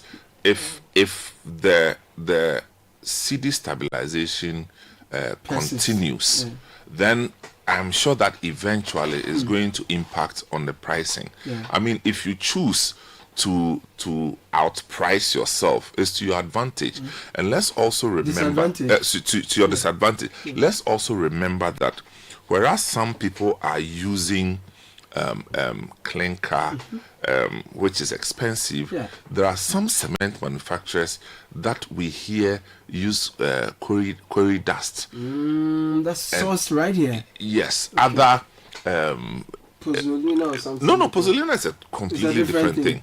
But I'm saying that people cut corners. That's all I'm saying. People cut corners, and in so doing, bring their pricing down. So just be careful what you are buying, just because it's cheaper. Does not necessarily mean it's quality. So those are some of the things, So it will then also be a legitimate expectation that as cement prices, iron rods, building materials are all coming down, we are hoping cement goes down, price of cement goes down more significantly. And we should also start expecting our landlords to also reflect that in rent. Well, it will take a long time. I mean, what I'm saying is that if you're using quarry dust, whatever you're using, the Standards Authority has a duty of getting manufacturers to label their offerings properly, so that if I'm buying cement, I know that it was made with quarry dust and not clinker. Yeah. I know that, it's labeled so that I make my choice. And I know what I'm going exactly. for. That's very important. Okay, so but we also invite all the cement producers yes. to This is Ghana. Necessary. If you are producing cement in Ghana, necessary. come and showcase. Come and let the world know that as for your cement, it's good quality and it's affordable. Cement manufacturers, call 0205 973 973. No, this is proper Agama. Agama Lizard. At this juncture, one may ask, what is a What clinker? is Agama? Summers.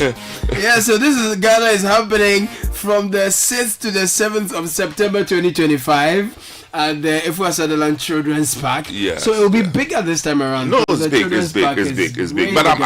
I'm really serious about this cement thing. Because see, people look.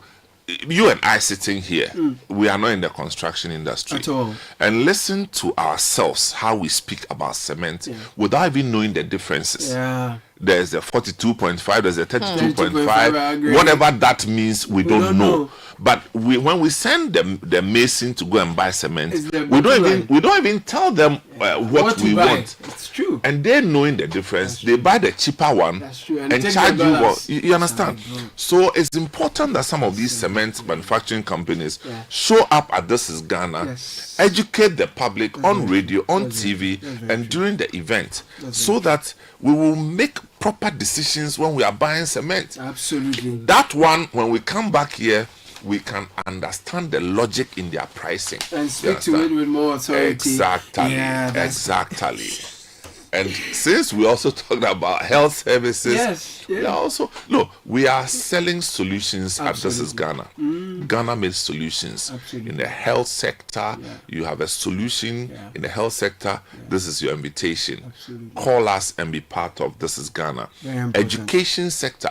Look, every now and then, you have even done an advert that is calling on prospective students to be at an education for best education service. Correct. With schools coming from Canada, US, UK to come and sell their education offerings. And guess what? We have private universities, private colleges in Ghana.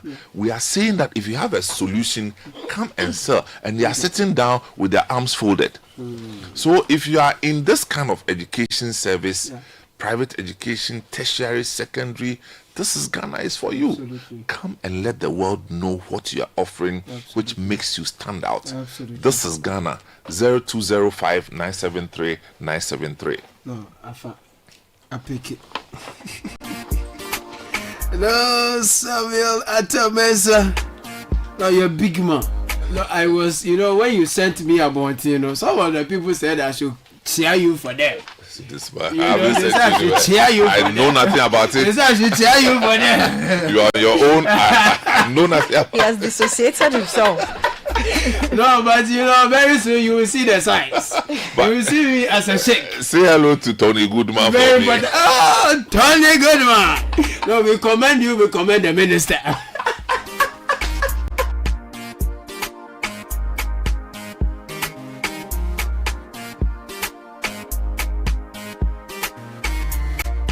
Now, talking about cement, when you buy anything, it has to be the very best. Diamond 42.5 hour grade cement, highest quality cement on the Ghanaian market since the year 2000. We've put smiles on the face of homemakers, block makers, supported numerous constructions with a higher quality brand rated green by the EPA. Now we have the 32.5 hour grade, which means there is good value for your pocket.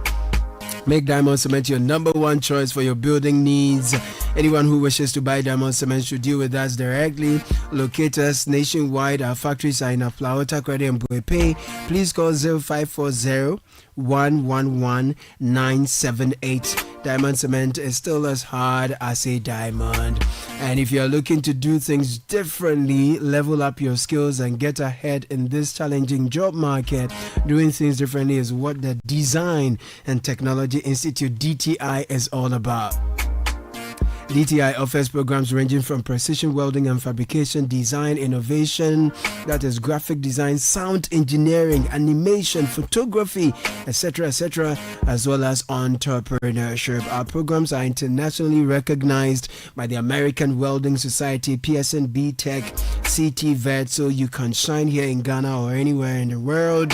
So if you're ready to do things differently and chart your path, check out DTI. I'm telling you, check them out and you'll be proud. DTI, visit our website, dtiafrica.com/admissions. Call us 054-169-3534 for more information.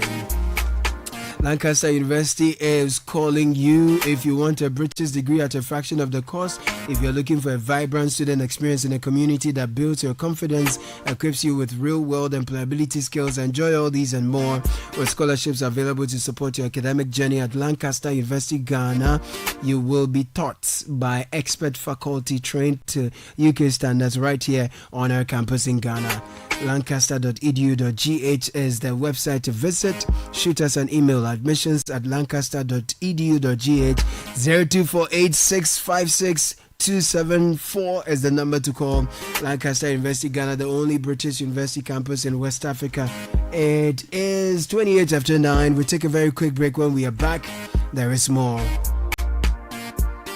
This is the City Breakfast Show, the city's biggest conversation. Share is our pride. Share is our future. Tamale, Kawula.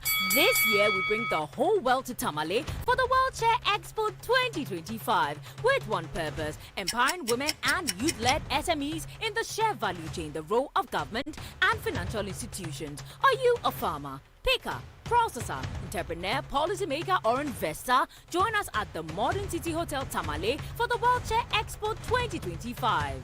Special guest, His Excellency John Dramani Mahama, President of the Republic of Ghana.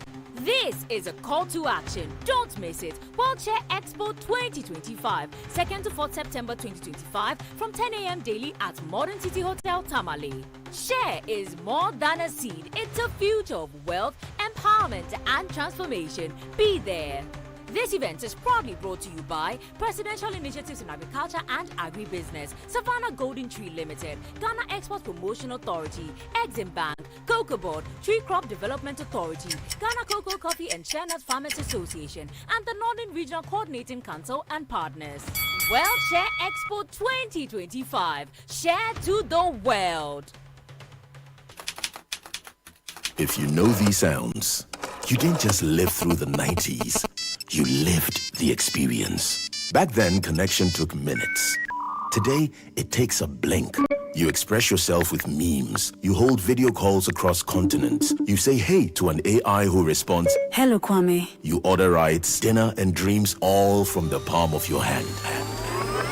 A lot has changed, so have we. For over 3 decades, EcoBank has evolved with you, leading digital banking in Ghana and across 33 African countries, pioneering solutions built around how you live, move, and dream today. From our express points to EcoBank Pay, online banking, and the mobile app, we are where you are. Here for today, ready for tomorrow. Now, that's change. Powered by EcoBank. EcoBank, a better way to bank your way. EcoBank, the Pan-African Bank. Hello? Yeah, hello, Sammy. Yo, bro. What's happening? Why? What happened? Charlie, my family just called me. They said the rains are chipping and eroding my house. Ah, wait, which house? The one I just built. Your dream family house? Charlie, the rains are destroying it. Oh, my hard work, eroding my bro. Building dreams requires more than just materials. It demands a robust partnership. Introducing Gassam's new EcoCool cement, made to build your desired property while prioritizing eco-friendliness and sustainability. EcoCool guarantees great quality and sustainability with every bag. By choosing Gassam EcoCool, you are not merely selecting cement, you are investing in a sustainable nation. Today, make the sustainable choice. Gassam, the nation builder. Wherever you are, the game is nothing without you. It's on like never before this season. Every major league, every cup, every qualifier, the players, kudos, Semenyo, Iñaki, the goals, the emotions, and the bragging rights. It's all on SuperSport, available on DSTV and GoTV. Get your DSTV decoder at 89 cedis and GoTV decoder at 399 cedis. DSTV, your home of entertainment. GoTV, love it. This is the City Breakfast Show, the city's biggest conversation. The City Breakfast Show. Rise above the noise.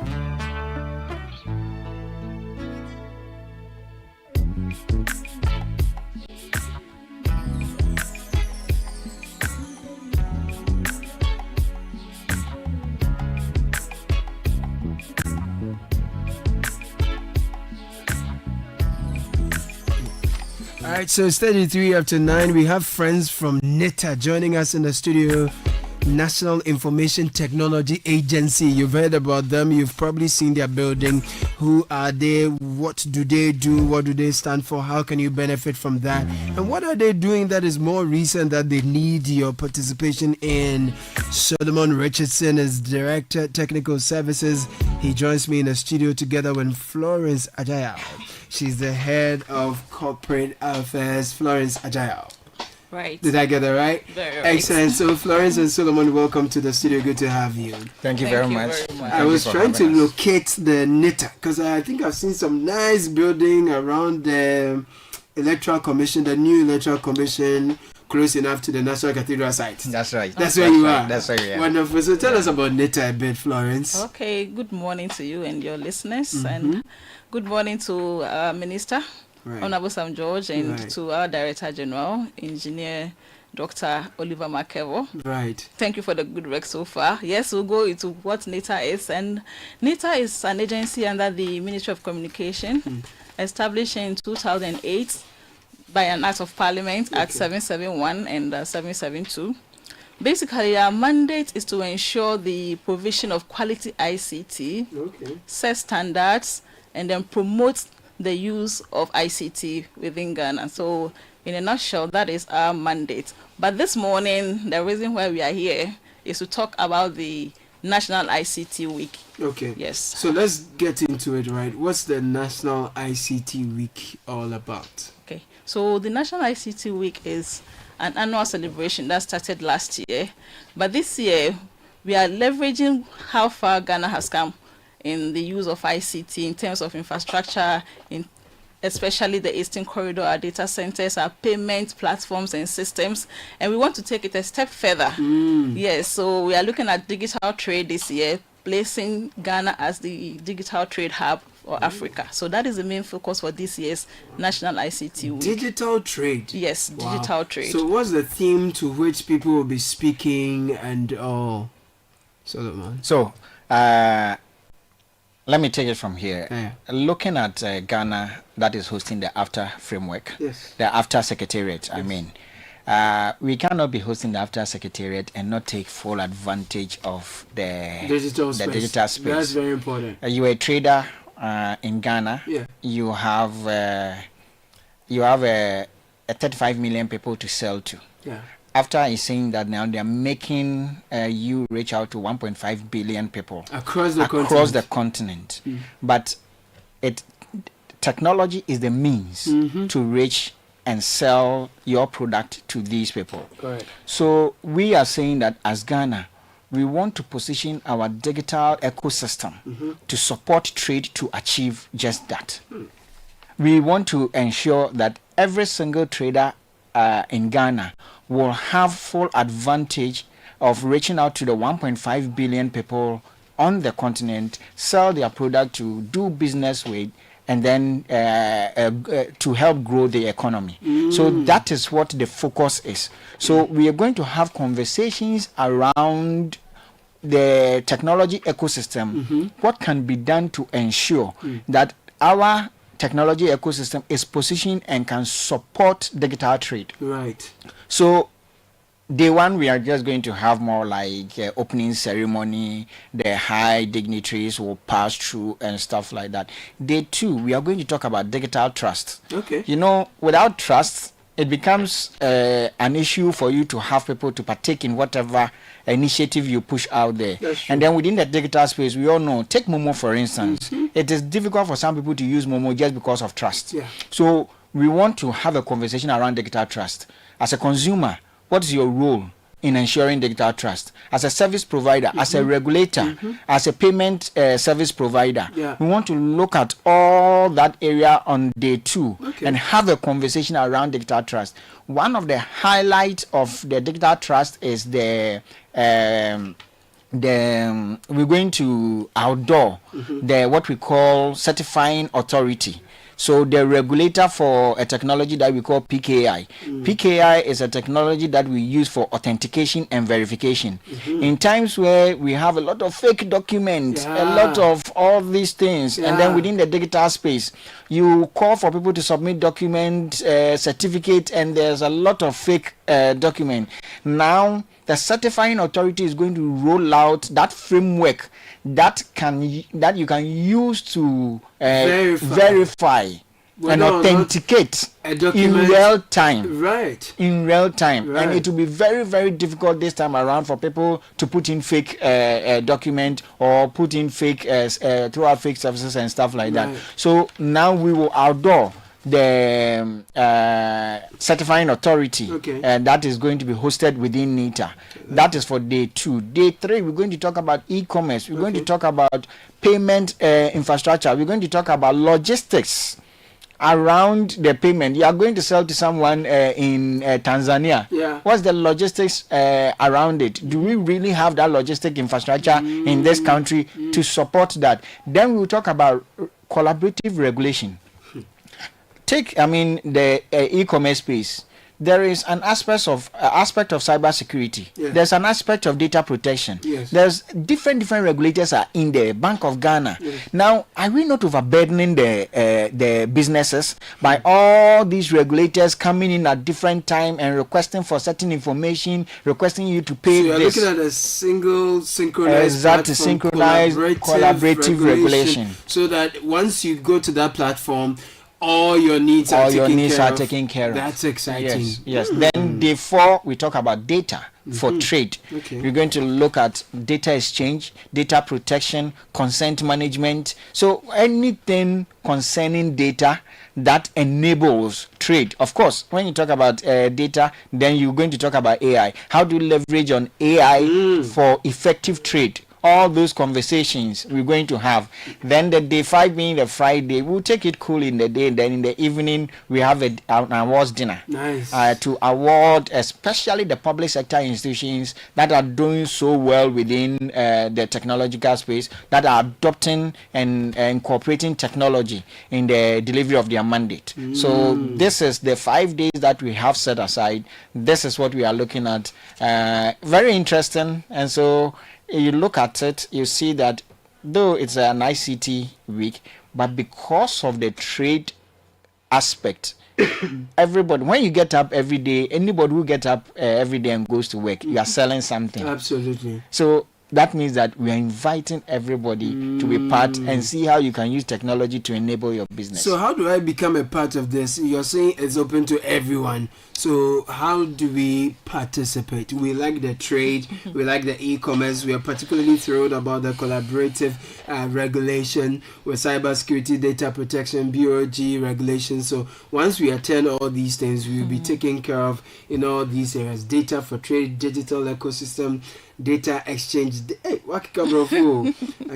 e-commerce, logistics, and all that. So how can we be part of this to learn and also network? I believe network is big. Come meet prospective investors. There will be a bit of exhibition over there. So come meet old school mates. Come meet industry practitioners. So there will be a huge session for networking, and that is very important. And the audiences cut across the continent. Cut across. It's a global conference. So the interesting thing is that because we are considering digital trade, we are also hosting the first ever Africa PKI consortium. So the PKI that we are saying that we are using for the authentication and verification, what we've realized is that adoption of that PKI it's a global thing now. Yes. Adoption of that PKI on the African continent Don't is tell me so. on the low. Actually, no. that is the situation. Oh, Charlie. So Ghana, together with Kenya, is spearheading the Sharp. formation of what you call the Africa PKI consortium. Sharp. So we are inviting a lot of African countries to join us, and also on the side have a conversation around the PKI consortium and its formation. So this Ghana, we are hosting the first edition of the Africa PKI consortium. Every year it will move to different countries, but we have the privilege of hosting the first ever. You know, once one. you mention AI, Sky will emerge from wherever he is. Yes. I think it's an important. It piques the interest. Yeah, that's right. Because I've been talking about digital trade, and then also the need to invest in the AI space. Because if you read the Oxford University's rating of our AI preparedness or technology preparedness, we have improved, but we are not doing so well. And it is great that NITA, together with other institutions across Africa, are working to improve our capacity and knowledge in the space. Because without it, we can't make any progress. It is important that we take what they are doing seriously, so that we give them the necessary support as a country, as a continent, because digital trade is what is turning around economies. I mean, the billionaires being created. Alibaba is into digital trade. What do you call it? Elon Musk, digital trade in many respects. You talk about Jeff Bezos, Amazon. Which is Sky. And so you see, we have a continent that is populated by 1.3 billion people. Imagine we have our own, what do you call it, digital trade platform, which is trading among, you can sell a good from your goods here from in Ghana to Swakopmund, South Africa, Lagos, whatever it is, and we can pay seamlessly. Oh man. I mean, imagine that's the size of the economy, 1.3 billion people. Imagine we have half of those people hooked on the system. And you want to buy your leather from, Namibia. You are easily in the stream. So let's support what they are doing. Let's go out there and see what we can do to support them. Wonderful. So it's happening from Monday. It's just next week, Monday, the 25th to Thursday, 9 a.m. to 3:30 p.m. every day. The venue is Accra International Conference Center. Wonderful. How do we register? How do we participate? Register by going on our website, www.nita.gov.gh. NITA is NITA. Or you can call 0243 887544 or 055 807 4654. Okay, let me take the first one again. 0243 887544 and nita.gov.gh. That's where to go to register. That's very important. If I want to sponsor, I want to speak there, I want to exhibit my stuff there, is there an opportunity? People are calling you already. Yeah, Florence. So if I want such a partnership with you, how do I get through? Same number. It's the same process. Go to the nice. website, you see sponsorship tab, you click on the sponsorship, you fill the form, we get in touch with you, or you call us, or you can send an email to info@nita.gov.gh. Nice. Sky and I will come. Sure. Okay. Although they've not invited you. You'll be uninvited guests, ladies and gentlemen. We've actually invited you. and Sky, they have dinner to come in. Oh my word! Dinner to plan it, You can expect. We can drink a few things on their behalf. Yes, after doing the work. Right. Thank you, Solomon. Solomon Richardson is the Director of Technical Services. He's a big man. Director of Technical. It means your money is plenty. Have you eventually adopted the AI policy, though? Yes, the AI policy we have. You have it now? Yes, we're now working on. Is there a legislative framework you're now working at? We are working on a legislative framework for emerging technology in general, including AI. Okay, how soon will we see that? We expect by end of this year it should be in place. It should have been passed by Parliament. It is very, very important. This is being championed by the Minister himself. So there's a lot of steam to it. Yes, because it's one of the things I've been talking about. So it's good to know that we would have a legislative framework to guide how we deal with these emerging technologies. Actually, what the Ministry of Communication is doing is that Ministry of Communication is reviewing all legislation within the technology space. So there's a lot of work going on, and then by the end of this year, NCA, NITA, data protection, cyber security, all our legislation is being reviewed because technology evolves so quick, and then these laws have been in place for 20 years and all that. So it's all being reviewed to match up with current trends and technology. Regards to the sector minister Samuel Nate George. Thank you, Florence Ajayao, Head Corporate Affairs, and Solomon Richardson, Director Technical Services, for passing through. Thank you for having us.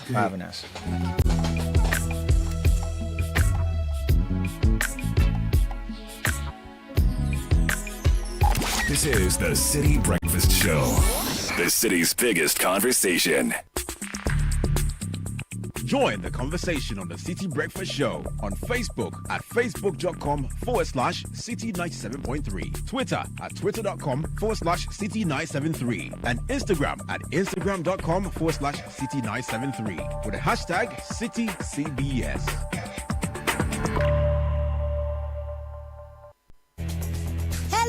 Everyone, prices continue to drop at Electroland Ghana Limited. CDA Picky promotion on Samsung, TCL, Media, and NASCO Electronics. Get a NASCO 24-inch LED flat for $899 Ghana cedis. Starting from 2,999 Ghana cedis, you can get 6 kg NASCO washing machine plus a free gas stove. And the Media Inverter 1.5 HP R410 Unicool split comes with a free blender. And when you purchase 65, 75, and 85 TCL QD Mini LED 4K TVs, you will get a free TCL FHD Smart Android TV. Now buy a Samsung 578, 582, and 636-liter side-by-side refrigerators and walk away with free microwave grill. Go to our showrooms and dealer stores across Ghana now. Call 050-315-9739 or www.electrolandgh.com for inquiries. I warned you, Elation. The river which fills up before our eyes does not sweep us away in its flood. From the stables of April Communications, the National Theatre and Image Bureau comes the pinnacle of African theatre. No. My powers deserted me. Child. It is what you brought to be. Wole Soyinka's timeless classic, Death and the King's Horseman. Live at the National Theatre, Saturday 23rd, Sunday 24th, Saturday 30th, and Sunday 31st August at 4 p.m. and 8 p.m. each day. Tickets selling now for only 200 cedis standard and 300 cedis VIP at www.imagebureaugh.com or dial *714*46#. Don't miss this epic tale of destiny and courage. Supported by New Plant Car Rentals, Ghana Tourism Authority, and Citi FM. Sponsors: Stanbic Bank, the luckiest, Bull Savings and Loans, and proudly brought to you by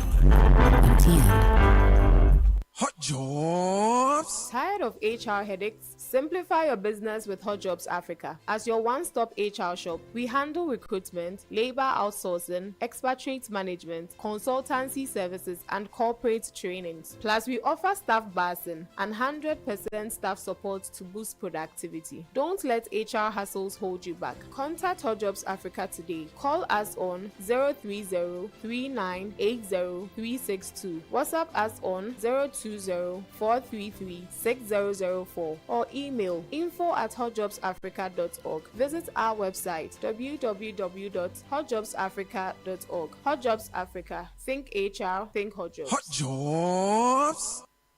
This is the City Breakfast Show, the city's biggest conversation. The City Breakfast Show. Rise above the noise. Oh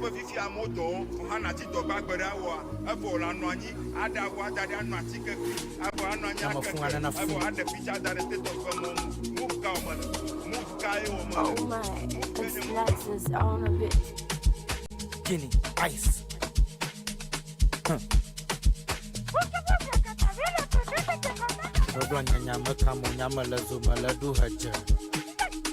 Malinko kanata migbona pakla kota gleje.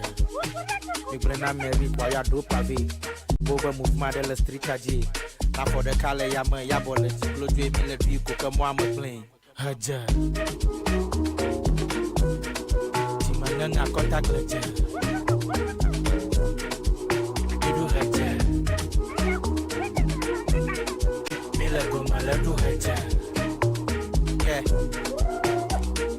forget your wahala na mu abagala na do na jalaga. Awodo kube nyak paliga hajado scheme on over vale fariga. Sunday makava maklan. 5 star mahodu veve.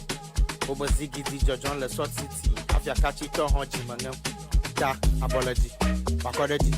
Chikodeji. Abe matakli. Obeleke. I mean, it's only one day. What is the guy saying? The song, only you can hear that too. All we hear is Haja. Jimengenga kota gleje.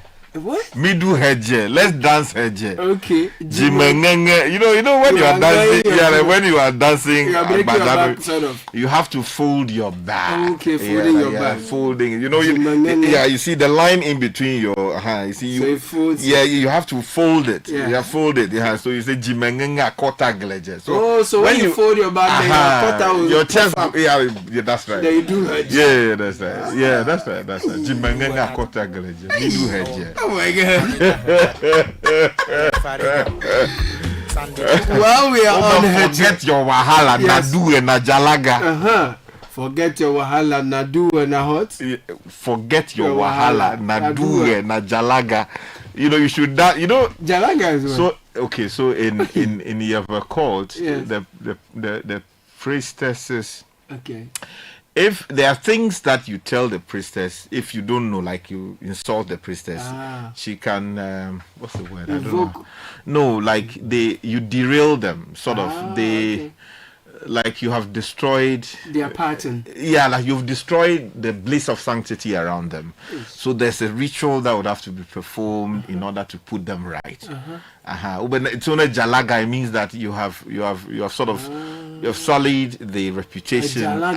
So yes, that kind of thing. So he's saying that you know you should dance nadu and jalaga. So dance and go like cuckoo, like being paliga baheja no scheme vonovo.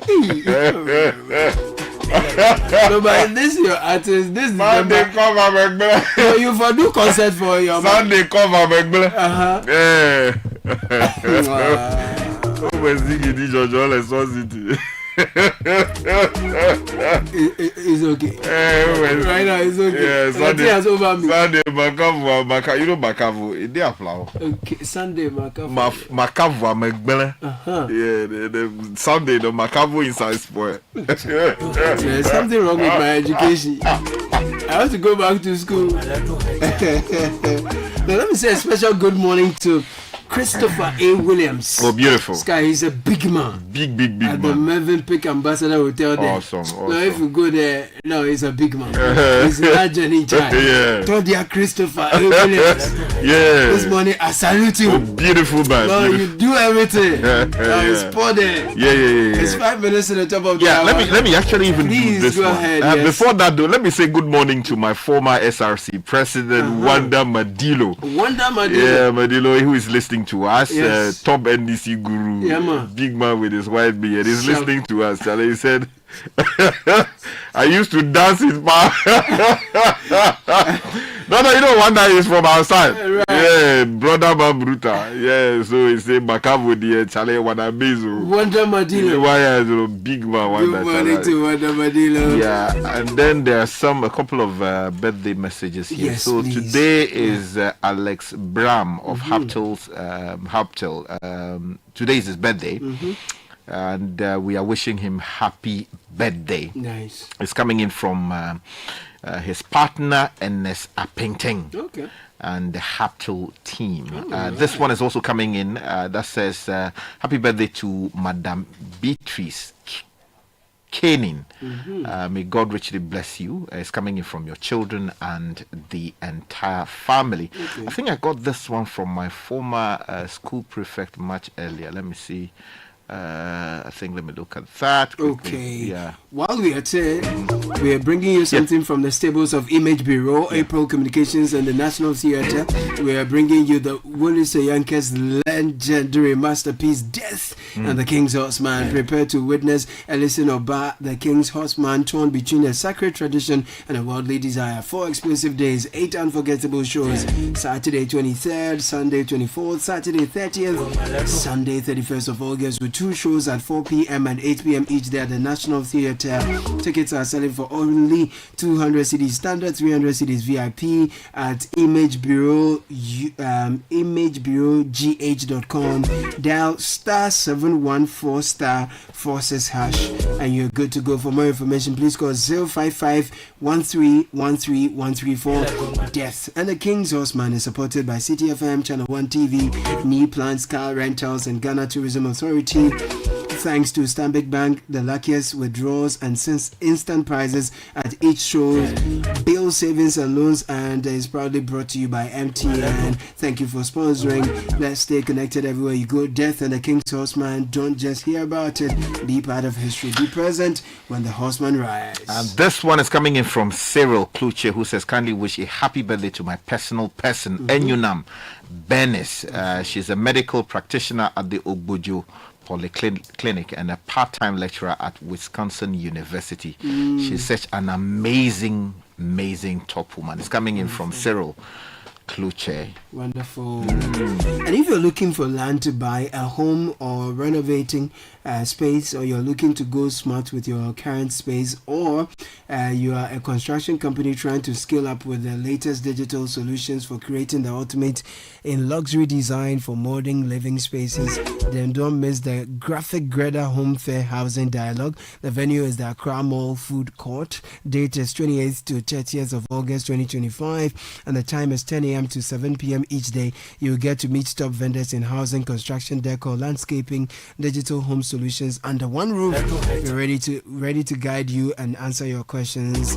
So call 0548 019572 0242 202447. Yeah, 0242 202447 for details. Graphic Greta Home Fair and Housing Dialogue is powered by MTN everywhere you go.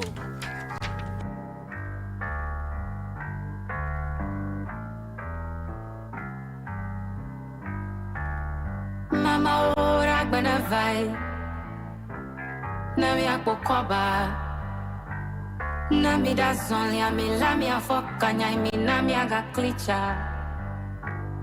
Minya dolalo. Dogbi o mi no hi a jogger. Banku na futo. I hope you mo gaji mi apomi oe. Nya vivio so mi la seloe. La basta so vaile.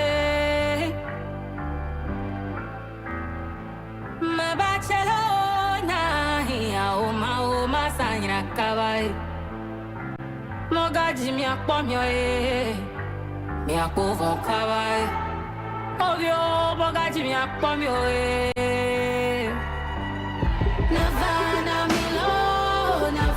It's top of the hour.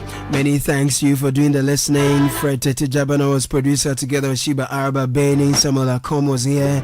Enoch Bosomtre and Edwin Kofi were the men on digital, ensuring that you can interact with us online, YouTube, Facebook. Thank you, gentlemen. Richard Delasky, Francisca Kakrafosen, Samuel Atamen Sadue in the studio. But this is a new one from Enam. Call it Amin. Amen. Oh, Amin. Amin. So when you hear the people from our side say they are saying something, Amin. Amin. So it's all just prayer, like Amin. Good wishes. So it's basically praying good things into our lives. That people who wish us evil, yes, they will go blind. Yes. No Jimmy or Macomio. I hope you know Ahovi people. Thank you. Yeah, that's right. Yeah. No. This is a beautiful. Ajubi Rafiakin is confused. Ajubi. Very confused. But give us some clarity in the news. Well, coming up, Electoral Commission to hold by-election in